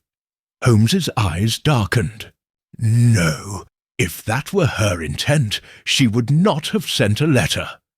This is not despair, Watson. It is a final act of defiance. Lestrade arrived moments later, summoned by Holmes through the same runner. We've dispatched men to the local stations, he reported grimly. No ticket issued in her name, but the morning trains don't run for hours. She's not on a train, Holmes said. She's going back. Back where? I asked. Holmes turned to me.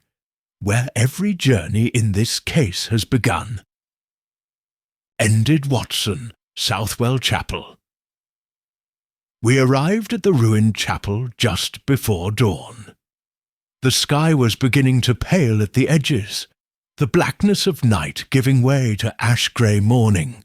Rain had ceased, but the path was muddy and treacherous. Holmes strode ahead without hesitation, his coat billowing behind him. The chapel lay quiet, the skeletal frame of the building draped in mist. From within, a faint glow flickered. Lantern, light, she's here, Holmes said. Inside we found Isla Crawford standing beside the sealed recess at the far end of the crypt. The lantern lay on the stone floor, casting long shadows across her face. She did not turn as we entered. You shouldn't have come, she said. I might say the same of you, Holmes replied gently. She placed a hand on the cold bricks. I had to see it one last time. I stepped forward cautiously. Miss Crawford, the truth has come to light. You no longer need to carry this alone. But I do, Dr. Watson, she said, because no one else will. The law sees motive and method, but it does not see memory. It does not know what it means to live in silence all your life. Holmes approached, his voice quiet.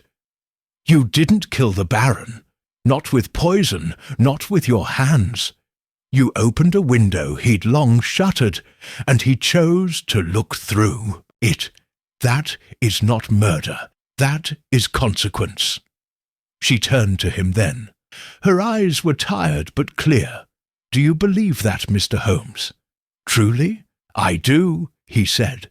But you must still answer to what remains. You manipulated events. You endangered others. You fed a man's paranoia and placed others at risk. The truth absolves, Miss Crawford, but only if you walk toward it, not away. She looked down at the lantern, then extinguished the flame. I never meant for Vole to die, or for Rupert to suffer. I only wanted the Baron to remember. And he did, Holmes said, and so did the world. She stepped forward, hands raised, not in resistance, but in surrender. I'm ready. Later that morning, back at Baker Street, Holmes sat quietly with a folder open before him. Inside were notes, letters, and the final statement Isla had, given to the Yard. She told the truth, Holmes said, nearly every word. She will still face charges, I said. Yes, he nodded, but not murder. Her role, while manipulative, falls short of the act itself. Lady Eugenia remains the greater architect of the deception. And Fenley? He is perhaps the most tragic, Holmes said. He sought revenge, but was denied it. Instead, he watched others twist his pain for their own purposes. I believe he will disappear now, fade into obscurity, a ghost like his brother. I leaned back, exhaling. It's a bitter story. Holmes tapped the edge of the file. Truths often are, Watson, especially those that wait decades to be spoken. There was a pause between us. Do you pity her? I asked. Holmes looked into the fire. No, but I understand her. That afternoon, the mist cleared. The sun broke through over London for the first time in days, casting long streaks of gold across Baker Street. I found Holmes at the window once more, gazing outward. The folder lay closed beside him. Well, I said, what next? Holmes turned, his face unreadable. The world will forget Edwin Fenley. They always forget the victims first, but somewhere, in some ledgers and dusty memories, the name remains. And that is enough. I watched him for a moment, then nodded. Shall I file the case, then? He gave a faint smile. Yes, Watson. Call it The Sins of the Iron Baron. But leave the ending blank. Some truths are best left unfinished. Chapter 14. Holmes closes in. The final clue. Revealed it was 2 mornings later, and I had expected Holmes to be done with the case. The papers had reported it in full detail. Lady Eugenia arrested in conspiracy to murder Lord Hesketh. Sebastian Vole exposed as accomplice. Ward of the Baron, Ela Crawford, cleared of formal charges but held for questioning. The Times referred to it as a matter of aristocratic rot exposed to sunlight, and the Chronicle rather sensationally dubbed it the Iron Baron's Curse. But Holmes, as I had long since learned, cared little for newspaper conclusions. He sat at the breakfast table unmoving, his untouched toast slowly growing cold. A letter lay before him, one written in a delicate looping hand. I recognized it immediately as Ela Crawford's. She wrote from Holloway, Holmes said, without looking up. Just 2 pages, quiet words but telling. He pushed it toward me. I read it slowly, Mr. Holmes. It is strange how freedom arrives. For most of my life, I wanted to escape the Hesketh name. But now that I have, I no longer know who I am. Still, I must thank you for seeing what others refuse to. You gave me the dignity of truth. I do not expect redemption, only remembrance. I see I looked up. A strange farewell. Holmes tapped the edge of the table. Not strange, incomplete. What do you mean? He rose and crossed to his desk, pulling out a small envelope that had arrived the day before. He had not opened it until now. I watched as he slit it open, drew out a folded page, and scanned its contents. A slow, thoughtful smile crossed his face. One of those rare moments when the last missing puzzle piece fell perfectly into place. Well? I asked. He handed it to me. It was a police report from Southwell Parish, dated 1870. A surveyor's note. An additional chamber was discovered behind the collapsed east crypt wall. Human remains. Adult male, approximately 25. No identifying papers. Skull fractured. Case closed. Accidental. Collapse. A body, I whispered. But not Edwin. Holmes shook his head. That's just it, Watson. It wasn't a boy. Edwin Fenley, we believed, vanished at 11. But the body found in 1870 was a man. You think he lived longer than believed? Holmes nodded. And more than that, he escaped. I stood slowly. Then, whose death was Lady Eugenia? Hiding? A servant's, Holmes said, or someone else entirely. The details were intentionally obscured, but Eugenia never corrected the record. She allowed the myth of Edwin's death to persist. Why? Because it protected the Baron? Because it protected herself, Holmes said. I've reviewed the Templeton Trust's private archives. Eugenia oversaw the relocation of several individuals after the chapel fire.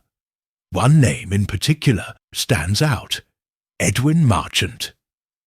My eyes widened. He changed his surname, did you? Nodded. It was common practice for illegitimate children to be passed off into households under assumed names. But what matters is this. Edwin Fenley did not die in 1868. He lived on, under a new identity, and I believe he fathered a child in 1899. Isla, yes, Holmes said, she is not the orphan of distant relatives. She is the daughter of the man the Baron tried to erase, and the living thread of the very sin he buried. I paced slowly, feeling the weight of it settle. Then Isla's entire life has been a fabrication. And worse, Holmes added, she was made to believe it a mercy. There was silence between us. Then I asked the question we had both been circling. Do you think she knew? Truly? Holmes paused. No, not at first, but she found out. Likely from Fenley. He may have realized the connection from the records, from her age, from her resemblance to his mother. And when he confronted her, perhaps even pleaded with her to help expose the truth, she refused. Out of fear? Out of confusion, Holmes said. Or perhaps, for a time, she simply did not believe it. But once Vole began to unravel, once the shadows returned, the weight of her lineage became inescapable. He stepped to the window, gazing into the morning fog. She went to the chapel not to escape justice, but to confront her legacy. She wasn't trying to flee. She was trying to understand. But Eugenia, fearing exposure, pushed Vole to act first. What Isla witnessed that night, her grandfather's death by fear, not force, was confirmation. Not just of what Hesketh had done, but of what he had denied her. A name, a family, Holmes said, and the truth. Later that day, Holmes and I returned to Southwell Chapel one last time. The yard had sealed off the entrance after our previous visit, but with Lestrade's cooperation, we were permitted access for final examination. Holmes moved through, the ruins not like a man inspecting a crime scene, but as one visiting a grave. He paused near the recess where Hesketh had died.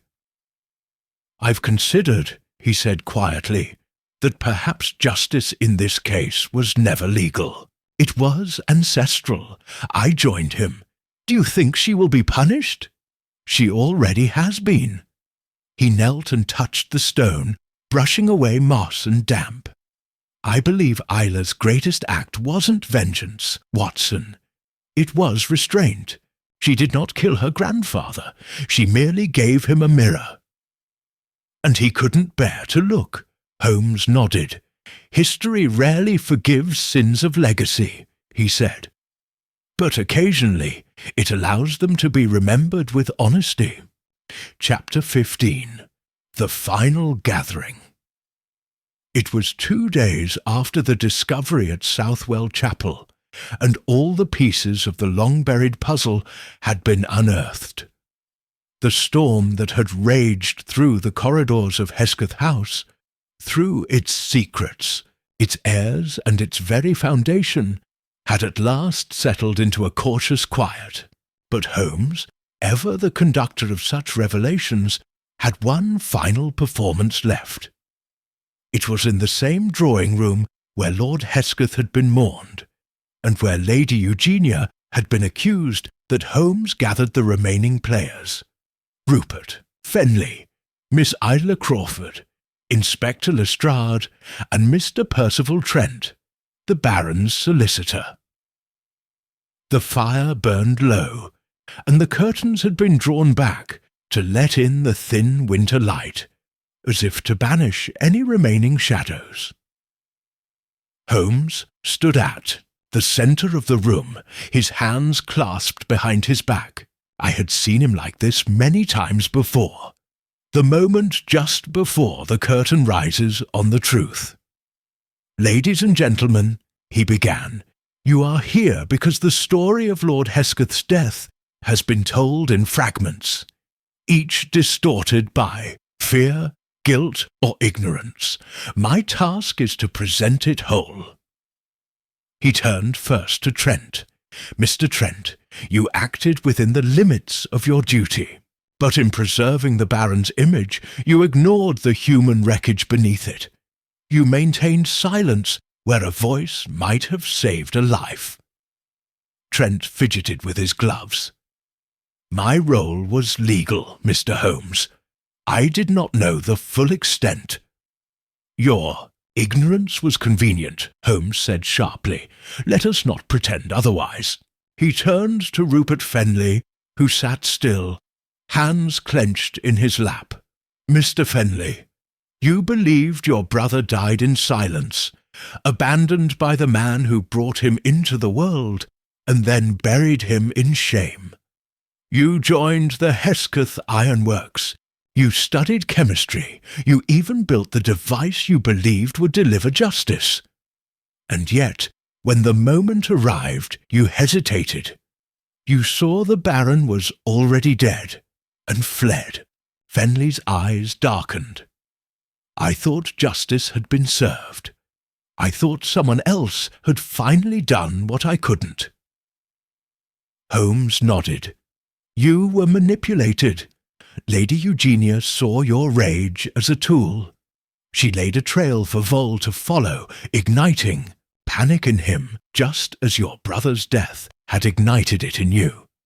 And in doing so, she diverted attention from her own crimes. He turned now to Lestrade. You did your duty well, Inspector, but justice is not always found in handcuffs. Sometimes it requires something more difficult. Recognition. Lestrade gave a brief nod, but his eyes flicked toward Ela. And now, Holmes said softer, we come to the true heart of the matter. Ela Crawford sat straight, her expression calm. She met Holmes's gaze evenly. You are not who you were raised to be. And that, Miss Crawford, is no tragedy. It is revelation. Holmes reached into his coat and drew forth a folder. Inside was the confirmation, birth ledgers, trust disbursements, and Edwin Marchant's recorded name change. A clear trail, documented if not acknowledged. You are not the Baron's ward. You are his granddaughter, the daughter of Edwin Fenley. There was no gasp, no denial, I suspected, Ila said quietly. When I saw the documents Fenley tried to show me, when the ledger bore my father's name, it was like a missing limb reattached. And so, Holmes continued, you chose not to destroy the Baron. You chose to make him see. You used his own laboratory against him. The smell, the name on the wall, the memory. You triggered not death, but guilt. It was that which finished him. His own fear of a life unatoned. Trent turned to Ila, stunned. You caused his death? I showed him the truth, she said. He did the rest. Holmes spoke before the silence grew too thick, and yet she is not a murderer. The law has spoken on that. Her role was born of pain and revelation, not malice. Lestrade stepped forward. But she's still guilty of obstruction, of misleading an investigation. Holmes held up a hand. And she has paid. Not in prison cells, but in truth. There is no greater sentence than having to look in the mirror and understand that your identity has been crafted by the sins of others. The room was silent. Finally, Rupert Fenley spoke. What now? Holmes folded the file. You each carry the burden of this house in your own way. Some will move on. Some will atone. And some, he glanced at Ela, may begin anew, freed from the lies that bound them. Ulla looked toward the fireplace, her voice barely above a whisper. "I don't know what I'll do." "Live," Holmes said. "Live truthfully. That is the only justice Edwin Fenley ever wanted." That evening back at Baker Street, Holmes sat by the fire, his violin resting against the arm of his chair. "Do you believe she will find peace?" I asked. He gave a small, sad smile. "She has found the truth, Watson. Peace is a slower thing." Chapter 16. The Reveal. Holmes breaks down the crime. The following day, Holmes summoned me to a private room above the Reform Club. It was an unusual venue for him. He preferred the informal quiet of Baker Street, or the hush of Scotland Yard's consultation room. But today's audience was distinct. Present were Inspector Lestrade, Rupert Fenley, Miss Isla Crawford, and a small contingent of officials tied to the Templeton Trust, including Mr. Percival Trent. They had gathered at Holmes's request, not out of legal necessity, but because, so Holmes said, it is time for the full reckoning, not just the legal one. As the servants cleared the tea service, Holmes stood at the head of the room, dressed immaculately in his black frock coat, the winter sun catching the high sheen of his collar. He began without flourish. "You have all heard fragments of the case," he said, "but until now no one has seen the complete picture.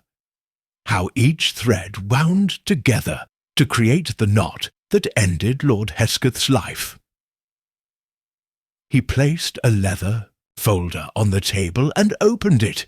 "We begin not with the murder, but with the cover-up that preceded it by 40 years. He tapped the first sheet, a faded record from the Southwell Parish Archive. In 1868, a boy named Edwin Fenley, illegitimate son of the Baron Hesketh, was removed from the Templeton Registry following a disciplinary incident. The official account claimed he had been sent away. In truth, he disappeared. The only people aware of this were Lord Hesketh, Lady Eugenia, and a household servant. He passed around a second sheet, a dated surveyor's report. In 1870, following structural damage to the chapel's east wall, a body was discovered and hastily identified as a male adult. No name, no inquiry. Conveniently, that same year, the records of Edwin Fenley ceased. Lestrade frowned. "So the boy wasn't killed in 1868? "No," Holmes said. "The body in the wall belonged to someone else. Edwin was sent away under the name Marchant. He lived in obscurity, became a clerk, and died in relative poverty. But before that, he fathered a child. He looked at Isla, Miss Crawford. She met his gaze without flinching. You were told you were the orphaned child of a distant cousin. In reality, you were the daughter of the Baron's unacknowledged son, the final living link to a scandal he spent his life concealing." He turned to Trent. "The trust documents you managed reference a quiet disbursement to a Marchant household in 1900. That money ensured Miss Crawford's education, her place at the estate, and her silence, though she never knew what she was being silenced from." Holmes closed the folder. "Now we arrive at the murder itself." He paced slowly, his tone sharpening. Lord Hesketh's death was a psychological execution, crafted not with poison or knife, but with guilt.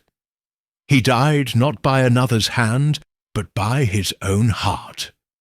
A terror so profound, so intimately tied to his past, that it stopped his body, cold. He held up a small vial, its label chemical, its contents faintly blue. This was the scent in the study, a vapour derived from hydrogen cyanide residue used in steel tempering, harmless in trace amounts, but unmistakable. It was the smell of the foundry, the place where many of Hesketh's sins began, and more importantly, the smell Edwin Fenley would have known. He turned to Rupert. You constructed a delivery device, yes. You studied chemistry, but you didn't use it. You arrived too late. Rupert nodded solemnly. I intended to confront him, not to kill, but someone else had already reached him. Holmes nodded. Someone who understood not only the house's layout, but the inner workings of the ventilation system beneath the study. Someone who could activate the aperture from below and inject a memory so vivid it became fatal.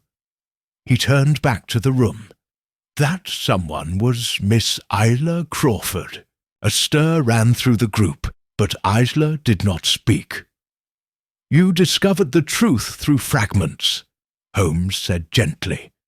Fenley's letters, the chapel, the trust payments, and in response you orchestrated a confrontation, not by force, but by emotion. You placed your grandfather in the room with the smell of the past. You etched your father's initials into the frame of the portrait. You reactivated the hidden vent. You gave him every reason to remember what he tried to forget. Lestrade leaned forward. But she didn't kill him. No, Holmes said. She presented the truth. It was his heart that failed. And Vole? Rupert asked. An opportunist, Holmes replied. Lady Eugenia used him. She saw him panicking under pressure, then planted carefully selected ledger entries to suggest the Baron would expose him for fraud.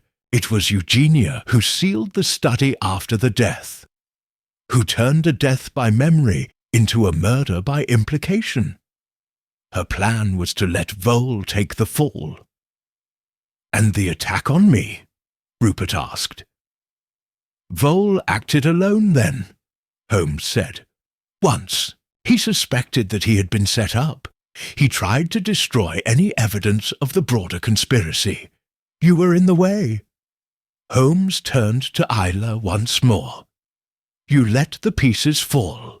You did not break the law with your hands, but you broke the silence. And that, Miss Crawford, is a far more difficult choice.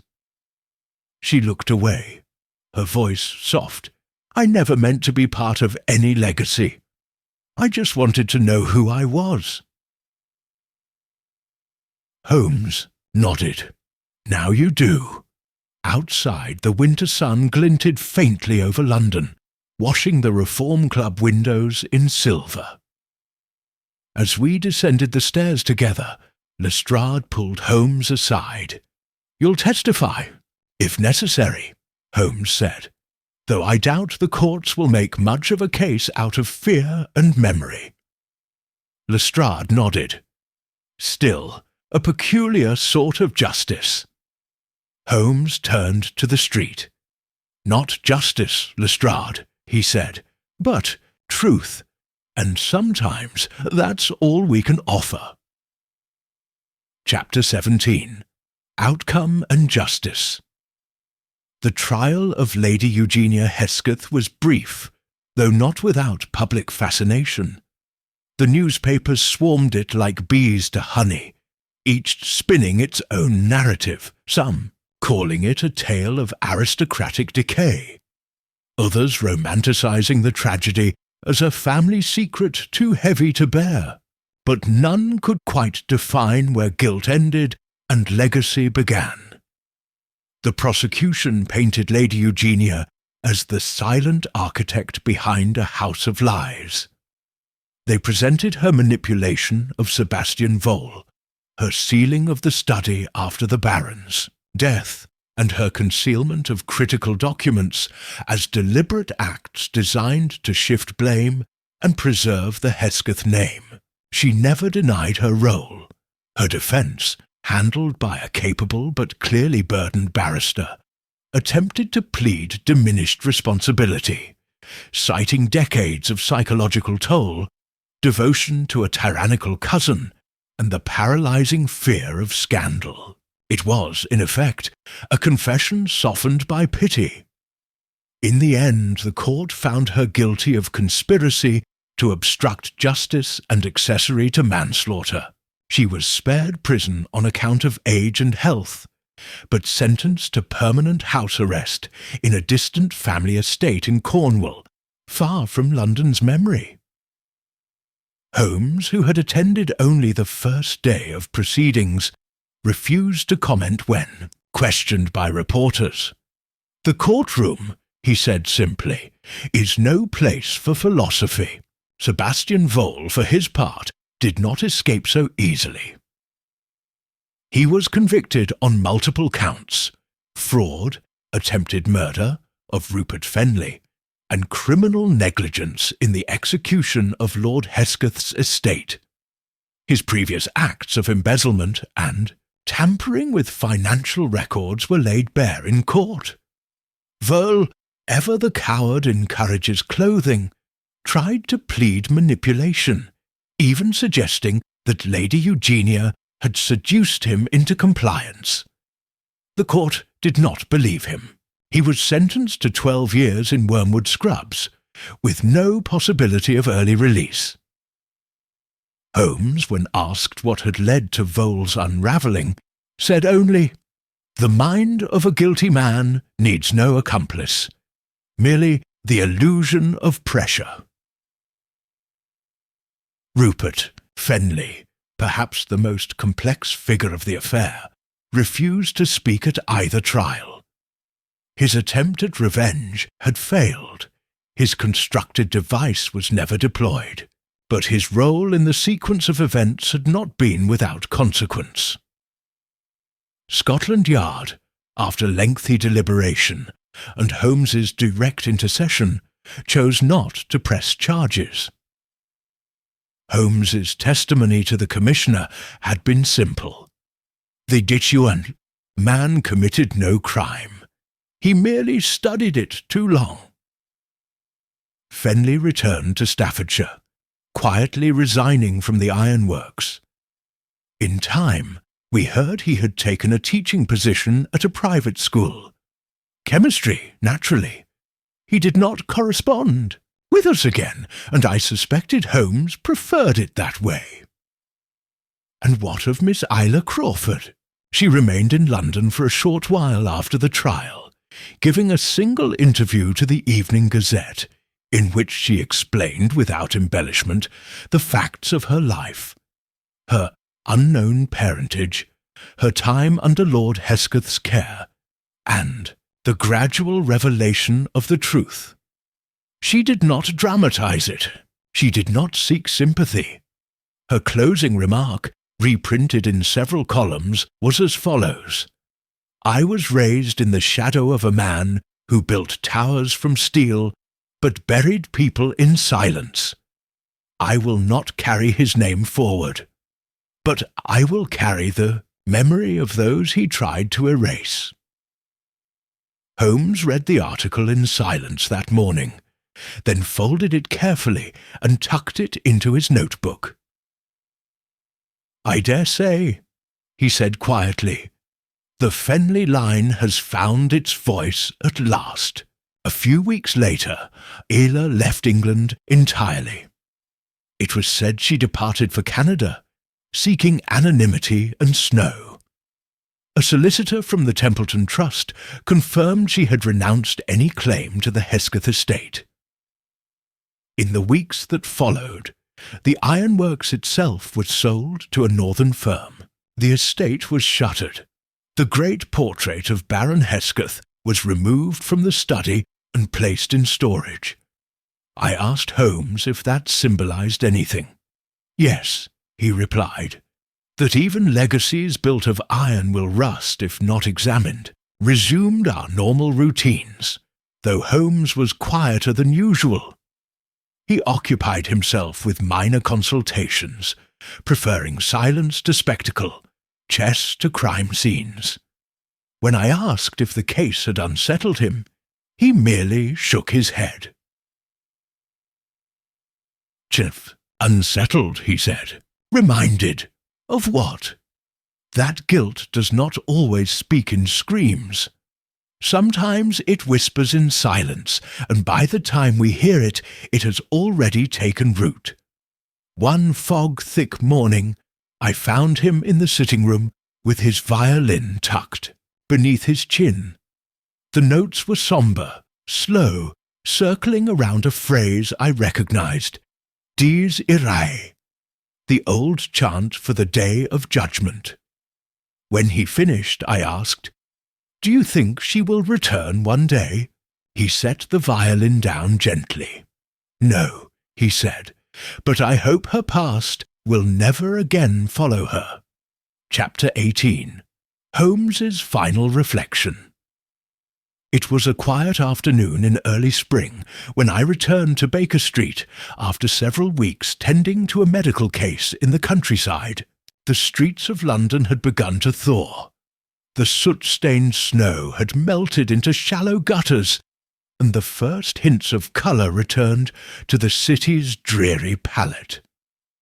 Yet within the familiar rooms of 221B, time had remained curiously still.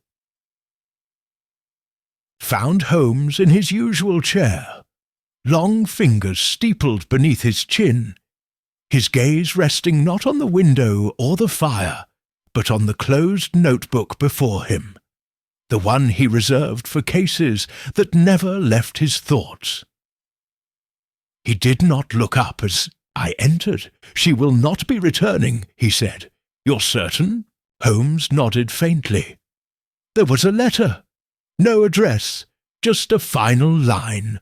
I will not carry his name forward, but I will carry mine." He leaned back, and for a long moment neither of us spoke. There was no need. We had both seen the weight that truth could carry, he in its exposure, I in its aftermath.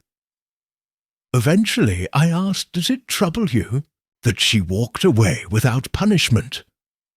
Holmes opened his eyes, sharp and clear. "She did not walk away, Watson. She walked through grief, through legacy, through a house built on iron and lies." I nodded. "And yet, no final verdict, no conclusive justice." Holmes smiled faintly. "Not all crimes belong in courtrooms. Some are tried in the human conscience and judged every day thereafter." He rose then and crossed to the window. The sunlight caught the edge of his cheekbone, casting his face into its familiar half-shadow. "You see, Watson," he said, "this was never merely about a murder. It was about memory, about the long echo of guilt that moves not in straight lines but in circles. The Baron believed himself beyond judgment. So did Eugenia, even Vole in his own way, but they were wrong. And Fenley? A man consumed by vengeance until he found truth. It is rare, Watson, to see someone, so close to ruin, choose instead to retreat. And Isla? Holmes paused, his voice quiet. She was a mirror, held up to a family that refused to see its own reflection. Her act was not one of violence, it was revelation, the most dangerous. Truth is not the one shouted, but the one whispered in silence. And hers was thunderous. I glanced toward the fire, where a fresh log crackled gently. "I suppose it's fitting," I said, "that the strongest legacy left behind was not the name of Hesketh, but of Fenley." Holmes nodded. "Yes, because Hesketh's empire was built on steel, but Fenley's was built on memory, and in the end, memory endures." He retrieved the violin from its stand. No flourish, no ceremony, just the quiet weight of habit. Nim. He drew the bow across the strings. A slow, thoughtful melody filled the room. Not mournful, but reflective. As the notes unfurled, I watched my friend, not merely the great detective of Baker Street, but the man behind the legend. The one who understood that some puzzles were never meant to be solved cleanly, but only understood deeply. When he finished, he looked to me with that familiar glint of curiosity. "Shall we take a walk, Watson?" "Where to?" "To nowhere in particular. But after a case like this, the world always feels a touch quieter, doesn't it?" I smiled. Yes, a little heavier too. We stepped out into the London air, Holmes with his coat flaring behind him, I at his side. And though we said nothing more of the Iron Baron, or his sins, or the echoes left in stone and memory, I knew we had both been marked by it, not by the crime, but by the truth that followed, and that, in the end, was the weight we carried together.